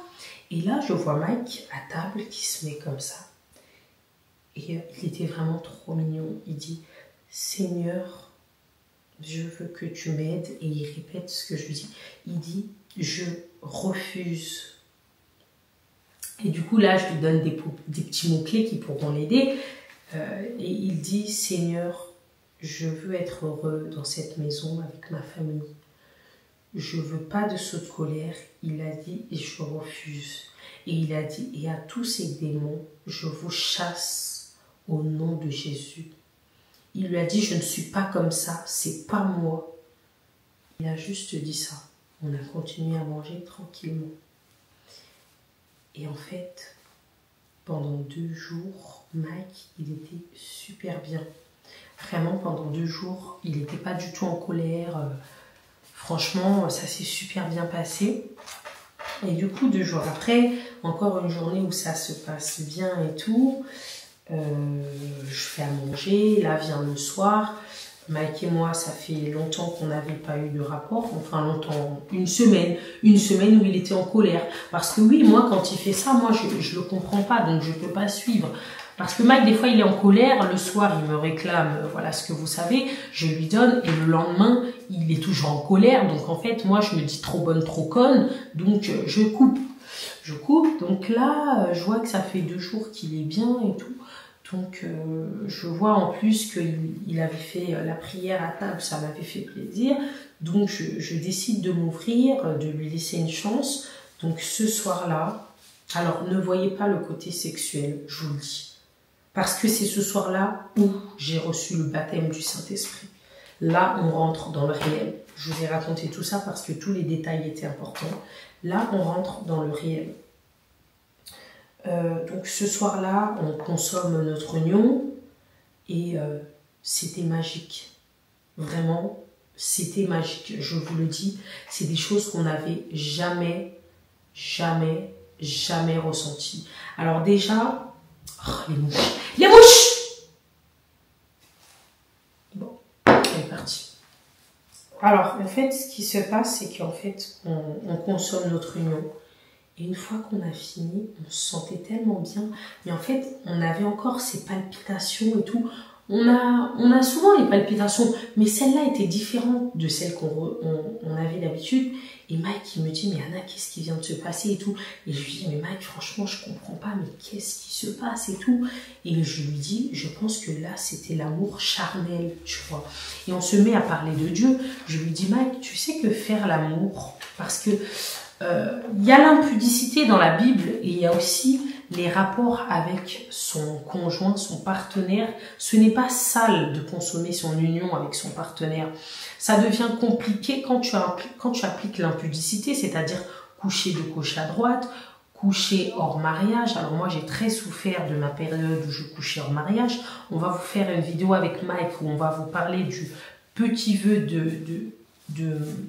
Enfin, on s'est abstenu avant de se marier pendant une certaine période de tout rapport sexuel parce que, en fait, je me rendais compte que ce n'était pas bon, en fait, de vivre dans le péché.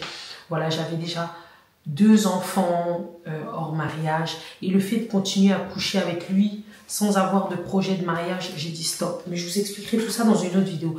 Donc, j'explique à Mike que faire l'amour avec son partenaire, c'est pas un péché. Que c'est même très bien de prier Dieu, même de faire une prière avant l'acte charnel, parce que moi c'est comme ça que je le vois, je ne le vois pas en sexe. Ça pour moi c'est l'amour charnel, c'est l'acte charnel.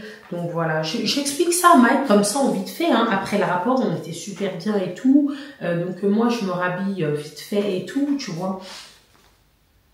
Et puis là on se pose, on est vraiment explosé, on est KO vraiment, mes yeux voilà, j'étais comme ça, Mike aussi, ses yeux ils se fermaient, on parlait, ensuite là j'ai vu un blanc, donc je sentais que Mike commençait à s'endormir, mais il s'était pas encore endormi, donc j'ai juste à peine de lui dire « Hey Mike, tu n'oublieras pas de faire ta prière hein. » Et là j'entends,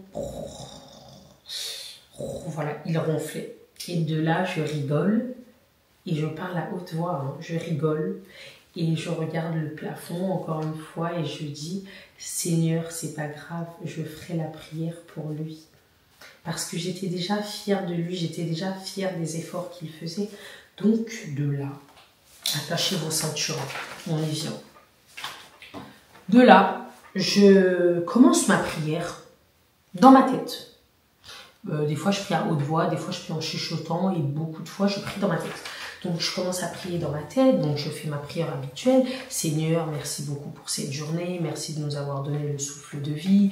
Voilà, c'est vraiment ma prière habituelle. Je demande la protection à ma famille, je demande la protection pour mes proches, je demande une bonne santé, voilà, et ensuite je demande pardon, voilà. Après j'ai un ordre, d'abord je le remercie, ensuite je lui demande pardon, et ensuite je lui demande des choses, comme la protection, le truc, voilà. Moi c'est l'ordre dans lequel je fais mes prières, donc voilà, je demande pardon et tout, je reprends les paroles de ma mère, je sais qu'elle, quand elle prie Dieu, elle dit Seigneur, si j'ai péché consciemment, ou inconsciemment, pardonne-moi, parce que des fois on pêche sans le savoir.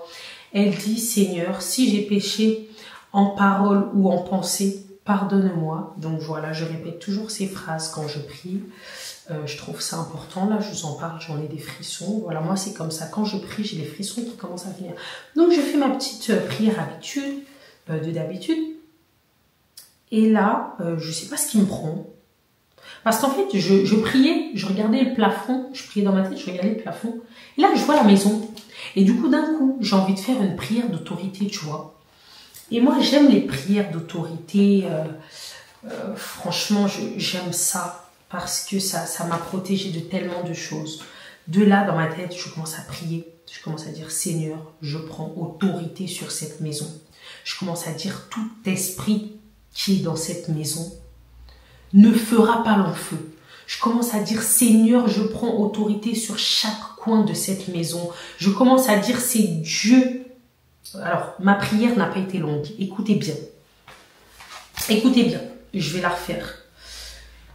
Donc, je prends autorité sur cette maison, etc. Et puis là, je commence à dire, c'est Jésus-Christ Tout-Puissant qui règne dans cette maison. J'ai dit, c'est Jésus. J'ai dit, c'est mon Seigneur Jésus-Christ de Nazareth qui protège cette maison. J'ai dit, c'est Dieu Tout-Puissant qui règne dans chaque coin de ma maison. Donc, il n'y a aucun esprit qui viendra me faire peur dans ma maison. Aucun esprit qui bouleversera ma maison. Et ça, c'était dans ma tête, mais avec une puissance. Voilà, même quand je prie dans ma tête, ça arrive à être profond, puissant. Donc, je dis, c'est Dieu Tout-Puissant qui protège ma maison. Je dis, c'est Seigneur Jésus-Christ de Nazareth. C'est le Rédempteur des nations, le Dieu des dieux. Il est élevé. Et c'était comme ça dans ma tête. Et dès lors où j'ai dit ça, bam, le parler en langue, il sort. Mais c'était dans ma tête. Donc, je commence à me poser des questions. Anna, t'es folle ou quoi? J'arrive à me parler en même temps. Donc, ça parle, ça parle. Je me dis, vas-y, Anna, essaye de chuchoter. Comme ça, tu vois si ça continue à sortir. Donc, de là, ça parle, ça parle, ça parle. Et je me dis, Anna, essaye à haute voix parce que peut-être que t'es folle. Non, mais vraiment, je me pose des questions. Ça m'était jamais arrivé. Donc, je parle à haute voix. Je commence à prier, prier, prier, prier, prier, prier, prier. Et je me rends compte que c'est réel. Donc, je me rends compte que je suis en train de parler en langue parce que je m'étais déjà renseignée. Et un jour, j'avais demandé à Dieu que je voulais ce don. Mais comme ça venait pas, j'avais abandonné. J'avais abandonné. Donc, je commençais à prier en langue, à haute voix. Je prie en langue, je prie en langue, je prie en langue, je prie en langue, je prie en langue. Et puis de là, je me dis, Anna, il faut que tu essayes d'enregistrer. Parce que demain, tu ne vas pas y croire à ce qui vient de se passer en fait. Et je me dis non, ne prends pas ton téléphone, peut-être que tu vas pas réussir à... Enfin, peut-être que ça va s'arrêter. Donc je prie, je prie, je prie, et là j'essaie de prendre mon téléphone. Je vois que je peux faire des mouvements. Donc en fait, tu es conscient, mais en même temps, tu n'es plus là. Je sais pas comment vous expliquer. Donc je prends mon téléphone, je commence à me poser des questions. Je vais où? Je vais dans le magnétophone, je vais dans Snap. Et en même temps, je continue à prier quand je me pose des questions. Donc je vais sur Snap, j'active la caméra et là, boum, je lâche mon téléphone. Je sais pas ce qui s'est passé, mon téléphone, je l'ai lâché. Donc je commence à prier, à prier, à prier, à prier. Plus je prie, plus j'essaie de décortiquer, mais impossible de savoir ce que je dis. Et ensuite, je me suis rendu compte que je le sentais dans mon cœur. C'est-à-dire que quand je parlais en langue, en fait, je sentais ce que je disais. Quand c'était un merci, je sentais que ça voulait dire merci. Quand c'était un pardon, je sentais que ça voulait dire pardon. Quand je parlais de la famille, je sentais que ça voulait dire famille. En fait, il y avait tous ces mots-là que j'avais l'habitude de dire en français ou en lingala. Et là, je les disais en langue sans vraiment savoir si c'était ce que je disais. Mais en tout cas, je ressentais des choses. Et là, t'as Mac qui se réveille. Et du coup, je le regarde. Et je me dis, oh purée, j'espère qu'il va pas s'inquiéter ou arrêter ma prière et tout. Et là, je vois que Mac me regarde calmement. Et encore une fois, il me touche comme ça. Il touche mon pouls pour voir si tout va bien. Il voit que tout va bien. Donc, il me laisse dans ma prière et tout. Et là, je prie, je prie, je prie. Je pleure toutes les larmes de mon corps. C'était incroyable. En fait, j'étais plus là. Je voyais plus ce qui était autour de moi. Encore une fois, c'est comme si j'étais éclairée. J'étais éclairée, l'atmosphère avait changé, c'était puissant, j'avais des frissons, j'ai continué à prier, à prier, à prier, je pleurais, mais c'était des larmes de joie, des larmes de réconfort, je sentais Dieu auprès de moi, là, il était auprès de moi, même plus qu'il ne l'avait jamais été, pourtant il a toujours été près de moi, mais là, je savais que c'est à lui que je parlais, je le savais, je le sentais, et vraiment, j'ai continué, j'ai continué, j'ai continué.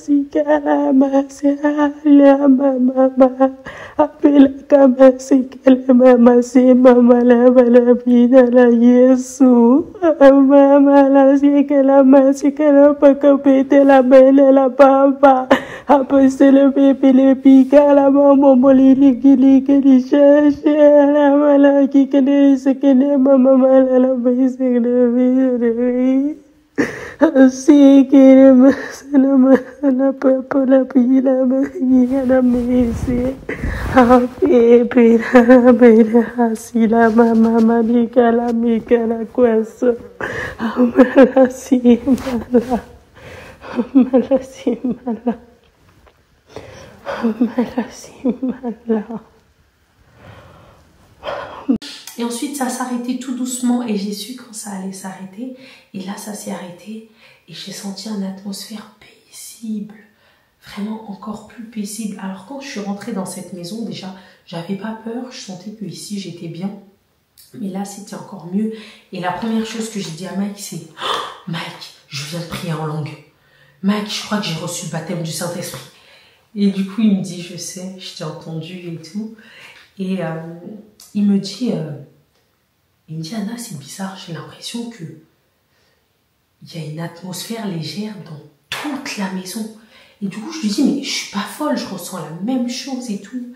Et en fait, les gars, voici mon témoignage, en fait. Voici mon témoignage. Je vais vous dire quelque chose. Je me suis posé la question, est-ce que je dois vous mettre la partie où je prie en langue? J'ai demandé conseil à mes proches, j'ai demandé conseil à mes abonnés. Et c'était mitigé, mais il y en a qui ont besoin de voir pour comprendre que c'est réel. Il y en a qui ont besoin de voir. J'ai une abonnée musulmane qui est venue me voir et qui m'a dit « Anna, que Dieu me pardonne parce que j'ai une cousine chrétienne un jour qui s'est mise à parler en langue. Je me suis moquée d'elle. Et là, le fait que tu en parles, je me rends compte en fait que c'est réel, tu vois, que ces choses-là existent. » Et limite, elle me demandait pardon à moi, tu vois. Et ensuite, elle disait que Dieu me pardonne et tout. Et j'ai décidé de vous partager ce moment. J'espère que vous allez suivre mon témoignage jusqu'à la fin. J'ai beaucoup été éprouvée, même financièrement. Je vous ai épargné les finances, mais Mike et moi, avant que tout ça n'arrive, c'était toujours des coups durs, des grosses factures qui arrivent, l'esprit de destruction. Je vais vous parler de l'esprit de destruction. Aujourd'hui, c'est ma mère qui m'en a toujours parlé. Donc, la caméra, notre outil de travail qui se casse, l'ordinateur qui se casse, les cartes mémoire qui ne fonctionnent pas, la voiture qu'il faut ramener au garage. Donc voilà, que des coups bas, des coups bas, des coups bas, des coups bas, des coups bas. Dites-vous, quand on a signé le bail, je vous ai dit pour la facture, j'avais demandé 400 €. Je retourne au garage, on me demande 1500 €, donc je tape mon scandale. Je leur dis, j'ai signé aucun devis, vous n'avez pas le droit de faire des réparations sans mon accord. Donc voilà, c'était encore et encore et encore et encore des combats et des factures et des choses et des trucs. C'était que ça, c'était un trop plein, je n'en pouvais plus. Et Dieu m'a sauvée dans tout ça. Vous voyez, j'ai souffert pendant des mois, mais là, aujourd'hui, je suis bien. Donc, après avoir parlé en langue, après tout ça, le lendemain, c'était magnifique. On s'est réveillés. La maison était légère. Je vous dis ça, c'était avant-hier. La maison était toute légère. Il y a le soleil qui traversait par les vitres. On a pris le petit-déj sur la table. La table, elle était ensoleillée. C'était magnifique. On ressentait l'apaisement et tout le monde le ressentait. Même les bébés qui étaient agités dernièrement, cette journée-là, ils étaient très calmes. C'était magnifique. Donc, pour parler de l'esprit de destruction, en fait, c'est un esprit qui est là pour jouer, quoi, pour s'amuser, pour faire en sorte que vos biens personnels se cassent, qu'il faut racheter. En fait, un esprit de dépense, quelque chose qui va vous faire dépenser toujours des imprévus, des choses qui n'étaient pas prévues. Je sais pas, moi, t'as quelque chose d'important qui se casse et c'est quelque chose de primordial, donc il faut l'acheter. Malheureusement, tu avais de l'argent pour faire quelque chose, mais au final, tu dois faire passer ça en priorité, alors que ce n'était pas dans les priorités. Et ça fait qu'au final, tu n'avances jamais, en fait, tu vois. Tu n'avances jamais. Et moi, à cette période, je tournais en boucle. C'était toujours ci et ça, fallait payer ça et ça. Il y avait ça qui se cassait. On a emménagé, la télé s'est encore cassée. Donc voilà, cet esprit-là continue de jouer, de jouer, de jouer. Et vous savez, quand j'ai une fois que j'ai fait ma prière et que je parlais en langue, à la fin de cette prière, j'ai tout de suite senti que j'avais délivré, pas seulement moi, mais toute ma famille, tout mon foyer, de n'importe quel esprit possible. Je pense que là, j'ai mis les compteurs à zéro. Les gars, les prières de feu, les prières de prise d'autorité, prenez autorité sur votre vie. Prenez autorité sur la vie de votre famille. briser tous les liens avec vos ancêtres. Parce que je vais vous expliquer. Nos ancêtres, leurs actes ont des répercussions sur notre vie si on ne brise pas les liens de famille. Vous avez le même sang. C'est un autel. Ça s'appelle l'autel familial. Vous avez le même sang, donc c'est un autel avec la hiérarchie. Ça veut dire que si un tel a fait une bêtise, peut-être ça ne retombera pas sur son enfant, mais sur son petit enfant-là. Et cet enfant-là doit briser les liens avec sa famille. Moi, j'ai brisé les liens, tous les autels depuis des années. J'ai brisé tous les liens avec tout esprit maléfique qui pouvait tourmenter mes ancêtres. Même si mes ancêtres ont touché à la sorcellerie, même s'ils ont fait ceci, ils ont fait cela, moi, c'est pas mon problème. Moi, je suis née, j'ai pas demandé, en fait, à avoir les retombées, en fait, des proches qui ont fait n'importe quoi dans leur passé. Donc, moi, j'ai brisé tous les liens, tous les autels familiales qui pouvaient être avant moi. Même pour mes enfants. Mes enfants ne connaîtront pas les répercussions des actes des ancêtres. Ça, c'est pas possible. Donc, faites des prières d'autorité, des prières de feu et prenez autorité sur votre vie, sur la vie de vos enfants, sur votre foyer. Comme dit ma mère, je travaille avec la sueur de mon front pour payer mon loyer. Il n'y a pas un esprit qui peut venir me tourmenter dans la maison que je paye avec la sueur de mon front, tu vois.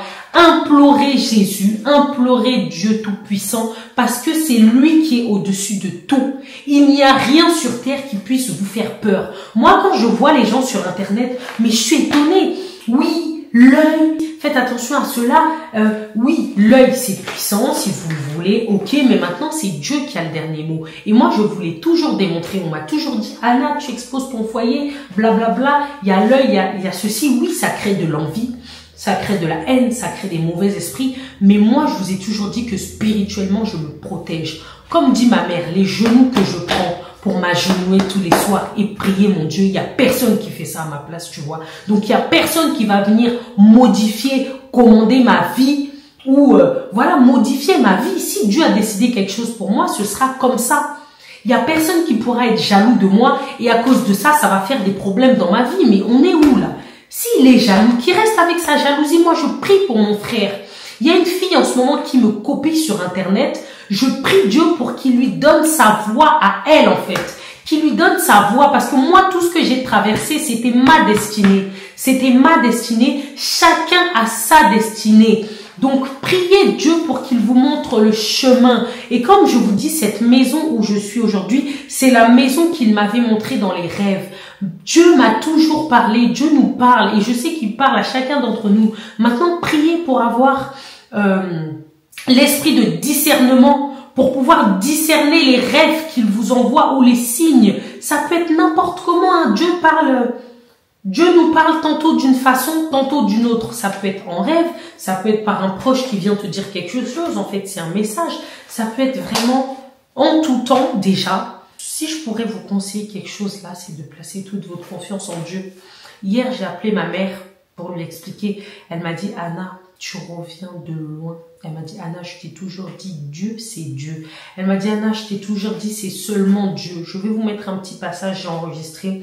Ma mère aime également vous donner des petits conseils spirituels. Et vraiment, je me suis rendu compte que je reviens de loin. Et même spirituellement, je suis en train d'évoluer comme pas possible. Je suis en train d'atteindre des niveaux. Et je savais que c'était possible d'évoluer spirituellement. Mais je pense que en fait, je le savais, mais là, le fait d'être dedans, en fait, je suis agréablement surprise et surtout joyeusement surprise, si je peux le dire comme ça. Mais ne vous laissez pas abattre, relevez-vous car Dieu existe. Dieu est vivant. Le Seigneur Jésus-Christ Tout-Puissant est vivant. Seigneur Jésus-Christ de Nazareth est vivant. Ayez confiance en lui, tendez-lui la main comme je lui ai tendu la main, pardon. Faites-lui confiance. Faites-lui confiance, ouvrez-lui votre cœur. Parce qu'il y a ceux qui croient en Dieu, mais qui ont toujours ces craintes, qui ont toujours ces choses-là. Ouvrez-lui vraiment votre cœur. Je ne sais pas comment vous expliquer ça, mais c'est la façon dont dernièrement j'ai décidé de lui faire confiance. Je vais m'arrêter là. J'espère que ce témoignage aura été enrichissant pour vous. Là, je vous ai plus raconté mon histoire et raconté comment Dieu a intercédé à chaque fois dans ma vie, dans mon histoire, comment il m'a sauvée, comment il a été là pour moi depuis ma naissance et depuis la perte de mon frère et quand j'ai eu mes enfants et quand il a toujours été là. Dieu est là en tout temps et aujourd'hui, je le reconnais. Aujourd'hui, je l'accepte. Aujourd'hui, je reconnais Seigneur Jésus-Christ en tant que Seigneur et Sauveur en fait. Oui, c'est pas des blagues. C'est pas des blagues, c'est moi qui vous le dis. Je pense que ça fait des années que vous me suivez, vous avez vu mon parcours. Et tout ça, en fait, c'est Dieu et uniquement Dieu. Je ne fais pas cette vidéo pour moi, je fais cette vidéo vraiment pour que tout le monde puisse voir la grandeur de Dieu. Et les dons qu'il nous a laissés pour qu'on puisse avancer aussi dans la vie. Je serai amenée à beaucoup vous faire des vidéos de prière parce que là je vous ai beaucoup raconté un peu mon histoire, mais j'aimerais que ce soit plus profond spirituellement. J'aimerais par exemple aider des filles parce qu'il y a beaucoup qui n'arrivent pas à prier et qui ne savent pas comment commencer. Voilà, il y a plein de sujets qui vous intéressent, les maris de nuit, les hôtels familiales, briser les liens. Je reçois vraiment beaucoup de questions. S'il y a d'autres choses qui vous intéressent, dites-moi en commentaire et moi je me ferai un plaisir de préparer toutes ces vidéos avec Papa Mike et Tonton Louis qui normalement devaient participer à cette vidéo pour vous expliquer aussi leur point de vue parce qu'ils étaient là aussi, ils étaient spectateurs, ils sont tout vus. Mais voilà, faut qu'ils gardent les bébés et moi il me fallait un coin tranquille, donc voilà. C'est comme ça pour aujourd'hui, mais je vous souhaite de passer une agréable journée et sachez que je vous mets dans mes prières tous les soirs.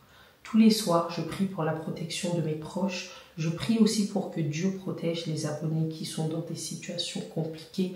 Je prie aussi pour qu'il puisse les guider et j'espère que vous, de votre côté, vous ouvrirez votre cœur à Dieu parce que c'est vraiment très important et il existe, il est vivant, il existe.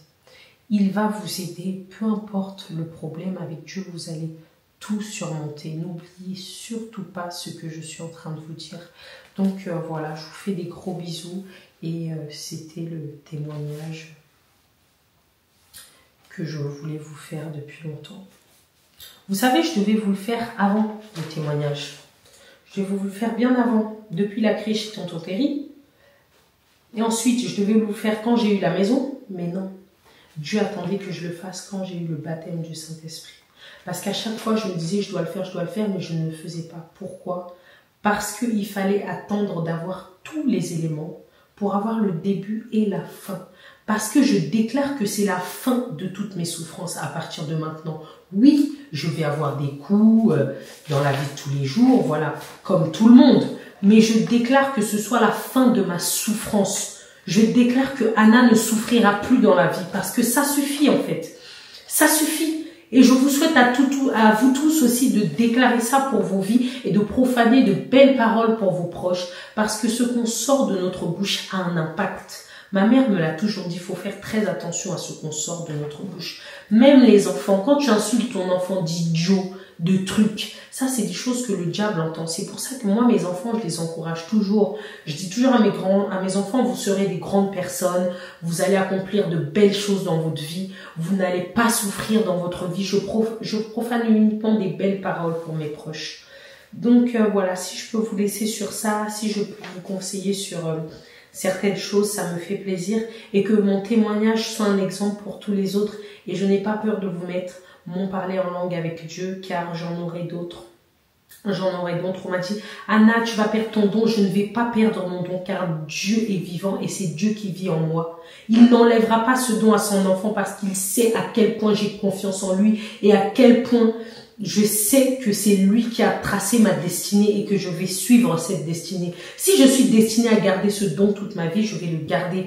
Après, bien sûr, je ne vais plus vous en parler parce que voilà, maintenant c'est comme ça. Hein. Je vous en ai parlé là pour montrer aux autres que c'était possible d'acquérir des dons. Et attention, le parler en langue n'est pas destiné à tout le monde. Il y a énormément de dons. Il y a la vision, il y a l'écriture. Moi, j'en ai vu plein des dons et je peux même dire que j'ai déjà plusieurs dons. Ma mère aussi a beaucoup de dons. Donc voilà, ne vous attachez pas à un seul don, mais priez plutôt Dieu et ne soyez pas pressés d'acquérir les choses. Faites juste confiance à Dieu et si vous avez besoin d'éclaircissement ou autre et que je peux vous aider, n'hésitez pas à m'envoyer un petit message sur Snapchat en commentant un post ou sur YouTube parce que je regarde beaucoup mes commentaires sur YouTube. Et voilà, je vous souhaite de passer une agréable journée, pardon, je n'arrive plus à parler, il faut que j'y aille. Une agréable journée ou une excellente soirée. Que Dieu vous protège vos proches. Et encore une fois, faites-le confiance. Je vous fais de gros bisous. Là, tu as pris l'autorité, non? Ouais. Tu es allé chez les gens. Non, je suis pas allée chez les gens, j'étais chez moi. Donc, c'est bien. Il faut continuer tous les jours, tu pries ta maison. S'il y a quelque chose, tu prends l'autorité. Oui. Ah, mais oui, hein. Et puis maman, Mike, il m'a dit qu'après, il a senti une atmosphère légère. Il a senti dans toute la maison. La maison. Mais il fallait prier aussi sur lui aussi. Oui, en fait, Mike, il s'est endormi. La prière, c'est la prière. Eh oui. Non, je te dis, si les gens te disent, viens, passe, faut pas aller, je te dis, moi, je te laisse seulement la prière. Ouais, non, moi, mon Dieu, il est vivant. Je peux pas aller à droite, à gauche, là. Ah, mais oui. Tu pries, c'est un problème, tu pries. Même chez toi, si tu te sens pas bien, tu pries. Les enfants, malades, tu pries. Ton mari, mes enfants, tu pries seulement. Ouais. Tu enlèves les mots. Ce que je t'ai laissé seulement, la prière. Ma mère m'a laissé la prière. Moi aussi, je te laisse seulement la prière. Oui. C'est vrai, non, c'est ça. Hein. Il faut prier seulement Anna. Oui. C'est ta maison. Juste à ma maison, je paie. C'est pas la maison des gens. Je prie. Oui, je te dis. Hein. Je vais continuer à prier. Il faut prier. La prière, c'est bien. Hein. Tous les jours avant de dormir, tu pries. Si tu es fatigué, tu fais même Notre Père. Oui. C'est la prière que Dieu nous a laissée. Oui, c'est Jésus qui l'a récité. Après la messe, tous les jours, quand tu pries, après la messe, on dit souvent la prière qu'on nous a laissée. Tu vois, Jésus, en plus, il avait dit, je vous montrerai comment prier. Oui. Et c'est là qu'il a récité le Notre Père. Voilà. Donc, Notre Père, c'est la prière qu'on nous a laissée. Si tu es fatigué, tu fais souvent Notre Père. Même dans quelle position? Même psaume 91, psaume 23. Oui, oui. Tu lis ça. Le psaume 23, là, le matin, tu lis. Le soir, le 91, le soir, tu lis. C'est ça, Anna. Donc, je te laisse moi la prière avec tes enfants. Je t'aime beaucoup. Amen. Je te dis, hein. Oui, oui. Je t'aime, hein. C'est vrai. Regarde les réalisations. Maman, tu sais, il y a une fille qui m'a dit, Anna, tu n'as même pas besoin de témoigner parce que ta vie est déjà un témoignage. Elle m'a dit, je te suis depuis des années et j'ai vu tout ce que tu as accompli. Vraiment, si c'est pas Dieu, ça peut être qui? Voilà, c'est ça. Donc moi, je vis seulement à cause de Dieu. Ouais. Si c'était pas Dieu, je ne devais pas vivre. Tu as vu les coups que j'ai reçus. Tu t'es relevé. Ah, mais oui, c'est ça, ce que je te dis. Je te laisse seulement la prière. On va là-bas, tu pries. Si tu veux donner quelque chose, c'est ton cœur. Tu donnes. Si tu as ça, tu donnes. Hein? Action de grâce. Oui. Tu prends 20 euros, ce que Dieu a fait dans ta vie. C'est vrai. Jusqu'à la fin, tu as action de grâce et tes enfants. C'est important. Quand tu vas à l'église à côté là, je t'ai laissé seulement, c'est ça. Donc, on nous a invités là-bas. Non, il ne faut pas aller. Tu vas seulement à l'église. Après, tu reviens à la maison. Le jour que tu n'as pas le temps, tu pries chez toi. Tu pries. Dieu t'écoute. C'est vrai. Je te dis. Tu sais, quand il m'avait délivré, là, il m'a tendu la main. J'ai tendu la main vers lui. Ah, tu as vu. Donc, c'est ça. Oui. Là maintenant je suis bien, je pense pas aux problèmes ou j'ai plus les mal de tête, tout est léger. Oui, c'est ça, tu donnes ça à la prière. Non, non, la prière, la prière, c'est important, je te dis, dans ta vie. Même si tu es fatigué, tu as mal, tu vois. Moi, je n'aime pas l'argent bien pour acheter les médicaments. Je n'ai pas la force pour aller chez le médecin. Mon Dieu, prends-moi. Donne-moi la force. Fais ceci. Ok, non, moi, je voulais juste te dire ça. Là, je suis en train d'écrire, comme ça, je garde. Quand je fais des choses comme ça, j'écris. Tu écris, hein? Tu te rappelles mon cahier quand j'étais petite où j'écrivais et je parlais à Dieu, là? Voilà. Même quand Yadési n'était plus là, je me confiais, j'écrivais. Tu as retrouvé ça? Ouais. C'est ça. Et puis je te dis, hein, la vie c'est ça. Il faut beaucoup prier sur moi. C'est la prière qui nous conduit. C'est ça.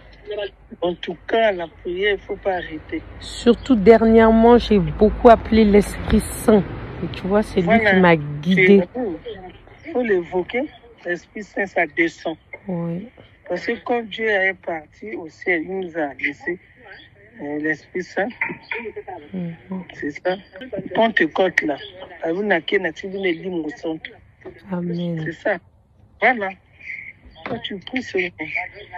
Tu pries aussi beaucoup pour Maïk. Ouais, je prie beaucoup. Même Loïc, Thierry, je demande à Dieu de les aider.